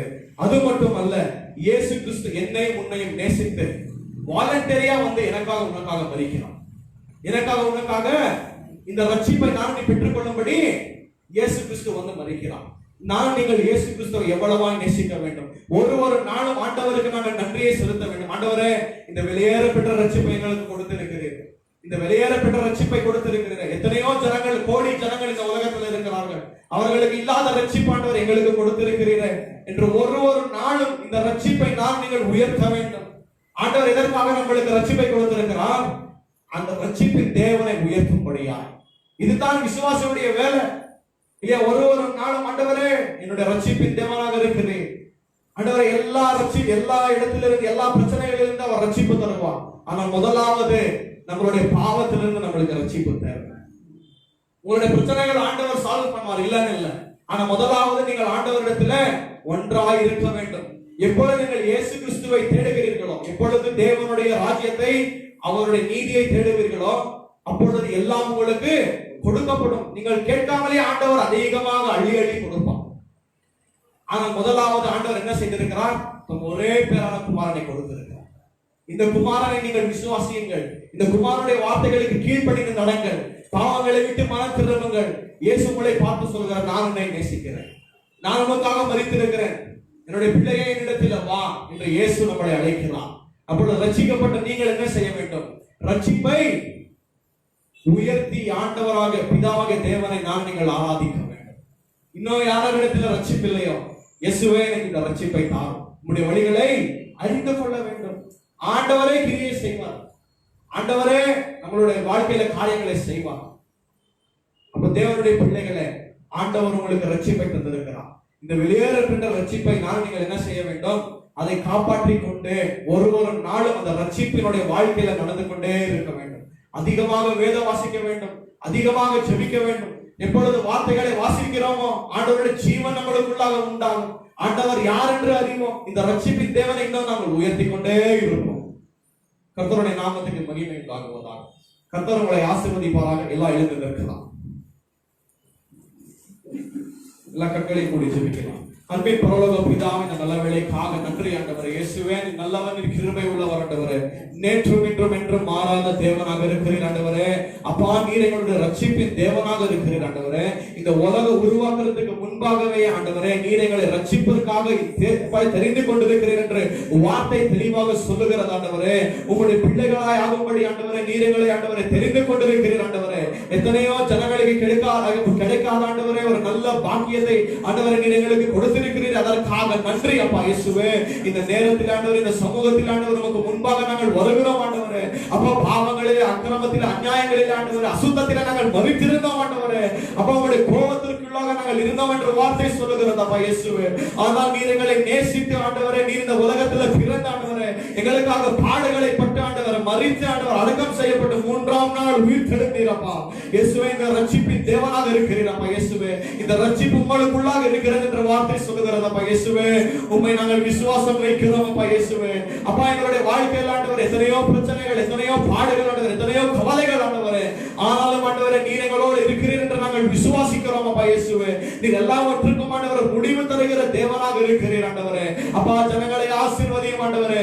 ஒருவரும் நாளும் ஆண்டவருடைய நாமத்தை உயர்த்த வேண்டும் ஆண்டவரே. அப்பா, ரட்சிப்பினுடைய வழிகளை அறிந்து ஆண்டவரே, ரட்சிப்பிற்குள்ளாக இன்னும் வளரும்படியாய் கிருபை செய்யும் ஆண்டவரே.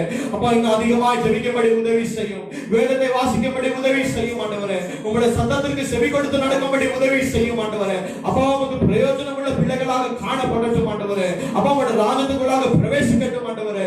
இடுக்கணான வழிகளிலே பிரவேசித்து ஆண்டவரே, அப்பா இயேசுவுக்காக பாடுகளை பட்டு ஆண்டவரே, அப்பா உங்களுடைய ராஜ்யத்துக்குள்ளாக நாங்கள் பிரவேசிக்கும்படி உதவி செய்யும் ஆண்டவரே. ஜனங்களை ஆசீர்வதியும் ஆண்டவரே. ஜனங்களை வழிநடத்தும் ஆண்டவரே. இருக்கிற பிரச்சனைகளை, போராட்டங்களை மாறுபடுத்தும் ஆண்டவரே. எல்லா கடன் பிரச்சனைகள் ஆண்டவரே, எல்லா வியாதிகள் ஆண்டவரே, வறுமைகள் ஆண்டவரே, அப்பா எல்லா வேலை இல்லாதது ஆண்டவர், வேலை இல்லாத ஆண்டவர், அநேக ஆண்டவரே காரியங்கள் இருக்கிறது அப்பா இயேசுவே. எல்லா ஆண்டவரே அசுத்தாவிகளின் கிரைகள் நீங்களாக்கி உடைத்து ஆண்டவரே, ஜனங்களுக்கு ஒரு விடுதலையை தாரும் ஆண்டவரே. சத்ருவின் கிரைகள் அழிக்கவே தேவகுமாரனா நீர் வெளிப்பட்டிருக்கிறீர் ஆண்டவரே. பாவத்திலிருந்து விடுதலை தாரும் ஆண்டவரே. மாமிசத்திலிருந்து விடுதலை தாரும் ஆண்டவரே. இந்த உலகத்திலிருந்து எங்களுக்கு விடுதலை தாரும் ஆண்டவரே. இந்த விடுதலை நாங்கள் பெற்றுக் கொண்டிருக்கிறோம் அப்பா இயேசுவே. நீர் எங்களை ஆசீர்வதியும் ஆண்டவரே. ஜனங்களை வழிநடத்தும் ஆண்டவரே. நீர் தான் கிறிஸ்து என்று விசுவாசித்த ஆண்டவரே. அப்பா, நானே வழி, நானே சத்தியம், நானே ஜீவன் என்று சொன்னீரே ஆண்டவரே. அப்பா இயேசுவே, உம்மை விசுவாசிக்கிறவர்கள் ஆண்டவரே மரித்தாலும் பிழைப்பார்கள் என்று வார்த்தை சொல்லுகிறது அப்பா இயேசுவே. அப்பா, உம்மை நாங்கள் விசுவாசித்த ஆண்டவரே, கடைசி வரைக்கும் ஆண்டவரே, அப்பா உமக்காக நாங்கள் பிரயாசப்பட்ட ஆண்டவரே, எங்களோட ஓட்டத்தை நாங்கள் ஓடும்படி ஆவியானவரே உதவி செய்யும் ஆண்டவரே. ஜனங்களை ஆசீர்வதியும் ஆண்டவரே. இருக்கிற பிரச்சனைகளை, போராட்டங்களை மாறுபடுத்தும் ஆண்டவரே. செய்கிற பிரயாசங்களை செய்கிற வேலைகளை ஆசீர்வதியும் ஆண்டவரே. எல்லா விதமான ஆண்டவரே பிரச்சனைகளை மாறுபடுத்தும் ஆண்டவரே. வேலை இல்லாதவர்கள் வேலைகளை தாரும் ஆண்டவரே. ஆசீர்வாதம் இல்லாதவர்கள் ஆசீர்வாதங்களை தாரும் ஆண்டவரே. பண பிரச்சனை இருக்கிறவர்களுக்கு பண பிரச்சனைகளை மாற்றும் ஆண்டவரே. அப்பா, இவர்களை ஆசீர்வதித்து வழி நடத்தும் ஆண்டவரே. அப்பா, அவர்களுக்கு தேவையான காரியங்களை நீர் பார்த்துக் கொள்ளும் ஆண்டவரே. இவர்கள் உங்களுடைய ராஜ்யத்தை, உங்களுடைய நீதியை தேடட்டும் ஆண்டவரே. எல்லாவற்றும் நீர் அவர்களுக்கு கொடுப்பேன் என்று வார்த்தை சொல்லிருக்கிறீர். அப்பா, உங்களுடைய குமாரனே எங்களுக்கு தந்திருக்கிறீர் ஆண்டவரே. இதெல்லாம் ஒரு சிறு காரியமாக இருக்கிறது ஆண்டவரே. நீர் அதோ இயேசு கிறிஸ்துவோட இதெல்லாம் தந்திருக்கிறீர் என்று நாங்கள் விசுவாசிக்கிறோம் அப்பா இயேசுவே. ஜனங்களை வழிநடத்தும், ஆளுகை செய்யும் ஆண்டவரே. இருக்கிற பிரச்சனைகளை, போராட்டங்களை மாற்றும் ஆண்டவரே. அப்பா, காணிக்கைகளை, தசம பாகங்களை ஆசீர்வதியும். செய்கிற பிரயாசங்களை ஆசீர்வதியும். போக்கில் வருகிற ஆசீர்வதியும். எல்லா கெட்டதிலிருந்து, எல்லா தீங்கிலிருந்து நீங்களாக ரட்சித்து பாதுகாத்துக் கொள்ளும். இயேசுவின் நாமத்தில் ஜெபக்கிலும் நல்ல பிதாவே. என் ஆத்துமாவே கர்த்தரை ஸ்தோத்திரி. என் முழுமே பரிசுத்த நாமத்தை ஸ்தோத்திரி. என் ஆத்துமாவே கர்த்தரை ஸ்தோத்திரி. கர்த்தர் செய்த சகல மகன்களை மறவாதே. பிதாவாகிய தேவனுடைய அன்பும் ஆண்டவராக இயேசு கிறிஸ்துவினுடைய அன்பியும் பரிசுத்த ஆவியானவரை வழிநடத்துதலும் பராமரிப்பும் இப்பொழுதும் எப்பொழுதும் தேவ வருகை மட்டும் உங்களோடு இருப்பதாக. ஆமென். கர்த்தர் உங்களை ஆசீர்வதிப்பாராக. எல்லா உட்காருங்கள். ஒருத்தரா காணிக்கை போடுறவங்க காணிக்கை போட்டு அப்படியே போடுறோம்.